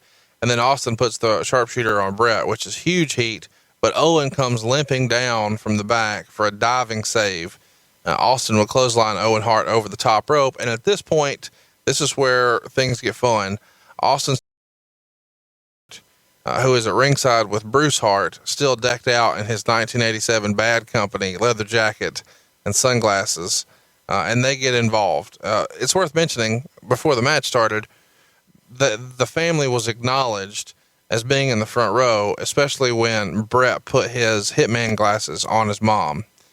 So at this point, you see Austin throw Wayne Hart and BJ Annis, a Hart brother-in-law who wrestled more than a decade for Stampede, over the rail while all of this madness is going on. And then out of nowhere, Austin is pinned with a schoolboy. After all this craziness, Owen rolls him up, and that's it. The wrestlers and family members continue to brawl until the Keystone Cops come out and break things up. And then they have this huge Hart family celebration in the ring, and Austin comes back and hits Neidhart with a chair before half the family jumps him again, including Bruce, before the cops cuff him and take him out.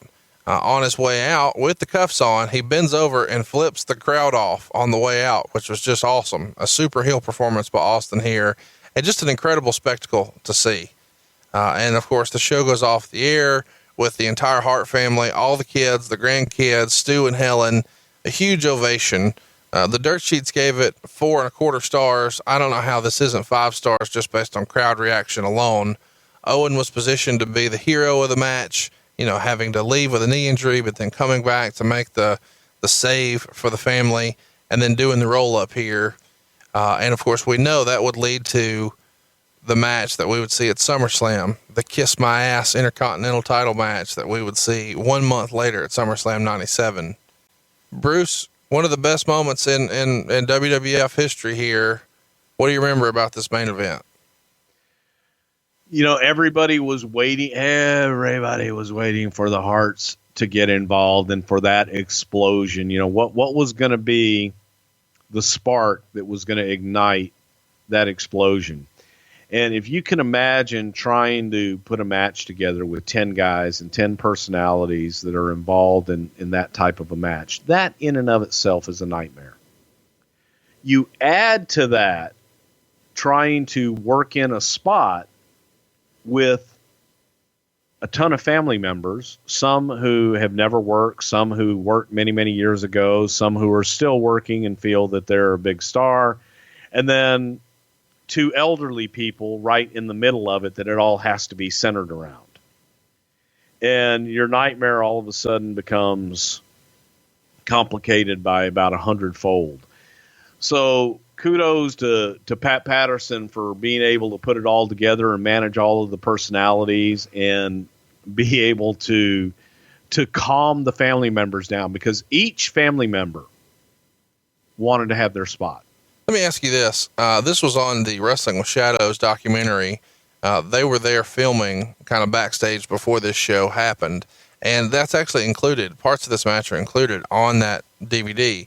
I bring it up because it's positioned, or it looks at least there, and you never know with wrestling how much is work and how much isn't, that whole adding all the family and getting all of them involved was added the day of, when Brett and McMahon are talking about the fact that they're all there. And then you see Brett talking with Bruce and another brother and talking to Pat Patterson and kind of laying it all out. And then they even have a commentary on here with you, Brett, and Patterson's voices heard as y'all are explaining what's going to happen and when it's going to happen. And it's kind of the voiceover for when they show us what really happened. Any memories of filming this documentary during this time? Is that something that was added at the last minute, or was that all just to put on for the documentary? Well, probably most of it was a put on for the documentary. As far as laying out exactly what was going to happen with the family, yeah, that happened that day. As far as the actual logistics, we knew they were all going to be there, and we told Pat ahead of time, you need to be thinking about how we can involve the family and how we can do something with them for the finish of this match and get everybody involved and kind of spotlighted. As you got into it, because we had already been through the whole Hart's feuding with all the brothers before the Survivor Series prior to this, so we kind of knew, you got a lot of personalities and a lot of stuff to work with here.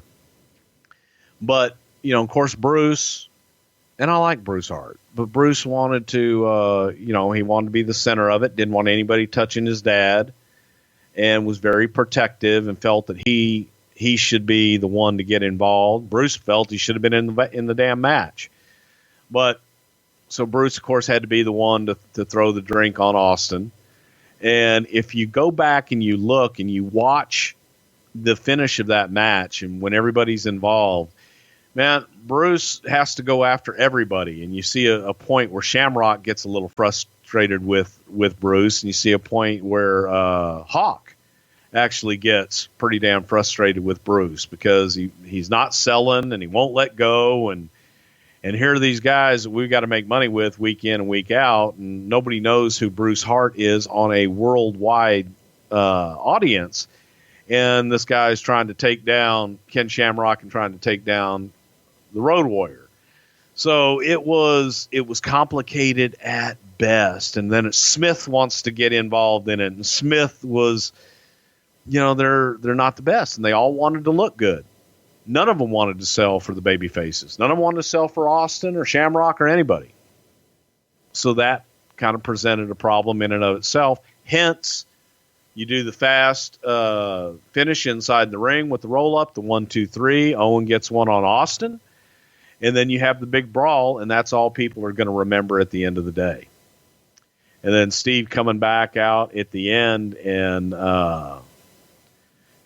Steve wanted to kill some people because he's down there. And we did have legitimate Barney Fifes out there that looked like. Did you see the cops?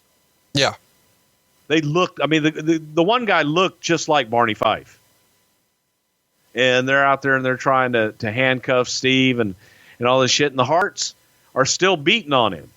And Steve's unprotected as hell. And he wasn't real happy about that. But just trying to get them all out there. And then they filled the ring. And you see Owen and his kids in the ring. And Brett and all of his kids and every one of the grandkids coming up and paying their respects to Stu and Helen, and Lawler's classic line that Stu and Helen are responsible for everything in that ring right there. And it was true. It was true, but it was a great feel-good live event. And I think for the international audience and that global audience, I think that they still saw their heroes as their heroes and still saw Bret and the Harts as kind of bitter Canadians. And one of those Canadians sitting ringside was one Teddy Hart.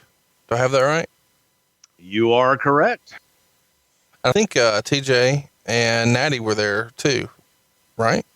They were, yeah, they got in the ring at the end of it, and I think you can see them in the ring at the very end of it. But Teddy Hart was sitting ringside. I believe he was sitting next to Smith, but he's the young, good-looking teenager that's sitting right there in the front row. One of the ones that does not jump the rail to get involved in the fight, thank God. How crazy is it that, I mean, Davey Boy Smith Jr. was there too, right? Yes. So TJ Wilson, Natty Neidhart, Davey Boy Smith Jr., and Teddy Hart were all there for this. Yep, and all got in the ring at the end. It's crazy. It is, and we started thinking, good God, how many more of them are there? And thinking, is the ring going to collapse? But it was pretty neat, and there were people that were not Harts that were jumping in the ring towards the very end, even after we went off the air. And nobody knew any different, right? I mean, how would you know? There's so many Harts. How can you tell? Yeah. Yeah, they didn't have badges that says I'm a Hart family member. If they had cats, maybe that would have. Anyway, Bret has said that 1997 and getting to work with the Hart Foundation was probably the happiest time in his career. Do you remember having conversations with Bret about that? Bret did like working with the whole family, and Bret loved working with Owen, and for he and Owen to be on the same side, not against each other, that was fun for him. He enjoyed being around Neidhart. Yeah, Bret really did like all of that. He liked working with Bulldog, and it was a happy time for him and kind of gave him a sense of security during that time. Where do you rank In Your House Canadian Stampede all time amongst the WWF pay-per-views? Because there's been some really great pay-per-views, but this feels like it's got to be near the top of anybody's list. Well, I've got to put it in my top 5, especially after watching it again, because, like I said, I was glued to actually watching it and not really wanting to fast forward the damn thing. So it's got to be in the top 5, and even so much so because when we put it on the poll, and I said to you, I said, Stampede's going to win. I said, best pay-per-view, best in your house, bar none. That to me goes without saying, followed by the one with Mick Foley and Shawn Michaels. But I thought that it was great. Let's go to Twitter and let our listeners go ahead and ask some questions. We asked you, what would you #love to know from @Bruce Prichard about In Your House Canadian Stampede? Just reply to this tweet. Carl Hutchinson writes in, just watching now, was the drink spot blown too early? And if so, was there much of a reaction backstage? I think it was pretty much right on time. Steve on Twitter wants to know, should I consider a 15-year mortgage, and where should I go to look for competitive rates? There's only one place to go, and that would be savewithbruce.com. And that's simply if you're looking to get a brand new mortgage, or if you already have a mortgage and you'd like to consolidate some of your debt, savewithbruce.com can help you save money. And you don't need perfect credit. You may not even need a down payment, and you could possibly skip 2 house payments if you go over to savewithbruce.com and fill out the form, and we'll get back with you and try and help you save some money. Jesse Scott wants to know, how did you put Taka's soul back into his body after Sasuke kicked it out of his face? Wasn't that awesome? God, I assume he's talking about when Taka was on his ass in the corner. That was a little cemento, as they say in Japan. I'm sure that's exactly how they say it. Cemento. John on Twitter wants to know, when In Your House Canadian Stampede was over, did Vince and others think that's one of the best pay-per-views we've ever done? Yes, because there was an electricity in the air and you could feel it from top to bottom. Patrick on Twitter says MTV Road Rules filmed a segment during this pay-per-view. Any memories of them being there? I just remember that we had some of the guys, they were there for the Stampede. I remember them coming through. I remember meeting them. But other than that, I don't remember I know we did something with them. I didn't do it with them personally, but I do remember them being there and meeting them. Richard on Twitter says, Chris Jericho mentions in one of his books that he was at this show and had an encounter with Vince McMahon. Any memories of this? Yeah, he had an encounter with me and Vince McMahon, and I saw him coming down the stairs in the back of the arena. I saw him coming down the stairs. I saw the big blonde hair and went over and introduced myself and said that, hey, man, when you're finished up down there, we'd love to have you. He said, I'm just here to say hello. I said, well, come say hello. Corey on Twitter wants to know, were the LOD hard to work with at this time? It seems like they weren't very happy in 97 and 98. Actually, in 97 and 98, they were a lot more happier and easier to work with than they were earlier in their career. At this point, they were both pretty much mellow. The Gannon wants to know, did the success of this pay-per-view lead to the glut of Canadian pay-per-views that followed over the next 2 years? No, it simply was a time that we were trying to establish our presence in Canada, and we were doing the WWE Canada at that time, or WWF Canada at that time. And it was the phasing out of the Jack Tunney era and bringing in Carl DeMarco in the new Canadian office. In order to do that, and in order to do business in Canada, you have to have a Canadian presence. And that was just the start of it, to prove to them that we were going to do business in Canada. RJ wants to know, who pulled off the cowboy hat look better, Vince, the King, or Doot Doot Doot? Seriously or funny? Doot Doot Doot. Hey guys, I'm Cowboy Doc Hendricks. Doot Doot Doot. Justin on Twitter wants to know, why didn't Shawn Michaels appear on this pay-per-view? He had wrestled Stone Cold Steve Austin at King of the Ring, refereed the SummerSlam title match, was frequently on Raw, but he's not here. Well, there are a lot of guys that weren't on it, just simply because he didn't fit on it. And I think that that was it. Now we're elevating Steve and going somewhere else. He didn't fit on the card. Francis wants to know, why do they call Canada Bizarro Land? Because their reactions to the baby faces were like they were heels, and vice versa. So it was the exact opposite of what it was everywhere else in the world. Michael wants to know, were there any logistical issues with doing pay-per-views in Canada that were different from doing pay-per-views in the United States? Just praying that all of your talent gets across the border with the proper paperwork, and that you don't encounter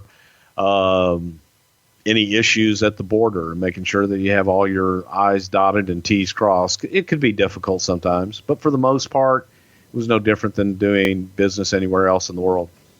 Kevin on Twitter wants to know, what's up with the Undertaker's teardrop tattoo? Who suggested it, and why was it dropped? That was something that Undertaker wanted to do, and he just did it for a while. I don't think anybody really got why or anything else. Just something that he added to his repertoire. Ruben wants to know, the crowd was so loud that night. Was this the loudest crowd you've heard in person? It was definitely one of. And when you're in confined space like that and you have a great crowd, yeah, you remember them. That was added to the atmosphere and ambiance. The hat on the Undertaker. Who booked this shit? That comes to us from Art on Twitter. What's wrong with his hat? I don't know. He did. Here's a fun question from Harrelson on Twitter. Did any superstars have trouble making it over the border? Thank God not for this pay-per-view. From time to time, yes. Sometimes it could be difficult getting across the Canadian border, depending upon what crossing that you use. For the most part, the customs and immigration folks were great. It all came down to if you had your paperwork, if you were polite, and everything was in order. They were, for the most part, it was not an issue. But when guys came over and didn't have their paperwork and would be rude to the immigration and customs officials, then guess what? They could make your life miserable. Late to the Nitro Party wants to know, did Austin have any security concerns due to his heel status in Canada? No. Charlie wants to know, seeing Shamrock and Pillman in the ring together makes you wonder who had the higher ceiling in their WWF careers had they lasted longer. I think that Pillman had, obviously the unfortunate end happened. I think that Brian would have been through the roof as far as star. And Ken, I think if Ken had stuck around a little bit longer, I think Ken would have been a WWF champion. Todd wants to know, was there any consideration to putting HBK on Team USA? I'm sure there was consideration, but I think that would have kind of fought with Austin, and the whole angle at the time was Austin and Brett. We didn't want anybody competing for that spotlight. Hot Rod wants to know, what was the real reason Marlena wasn't at the pay-per-view? Her daughter was sick. That's a shoe. What they said on the pay-per-view, that her daughter was sick and she had to stay home and take care of her daughter. All right. So there you go. There's what really happened with the In Your House Canadian Stampede pay-per-view from July of 1997. We're right here at the 20-year anniversary, and we're going to take a break from anniversaries this week, and I've let Bruce Prichard pick the entire poll. I know that there's been some controversy online lately about newer topics winning. Of course, we had Vince Russo, and then we had John Cena, and we've got CM Punk, and people were saying, oh, all the new stuff's winning. You need to do away with the poll. We're not doing away with the poll, guys. This is what we do, man. We want to give you what you want. And if you're not happy with the poll topics, get your friends to come vote. And we're going to encourage you to do that this week. But at least I'll let Bruce pick all of the topics, and none of them are based on a time. So we get lots of questions about, when are you going to talk about this? Well, if you had a calendar, maybe you'd know sometimes. But if you don't want that, we won't do it. We'll do this instead. Bruce, off air, you said you wanted to talk a little tag team action this week. Tell everybody what the poll options are and where they can vote. Well, even before I go there, you know what, damn it, people? Conrad Thompson puts a lot of work and effort into this damn thing. He does all the research, and he cares, and he tries to make things timely for what we think our audience wants. So we're doing this for you. So you know what?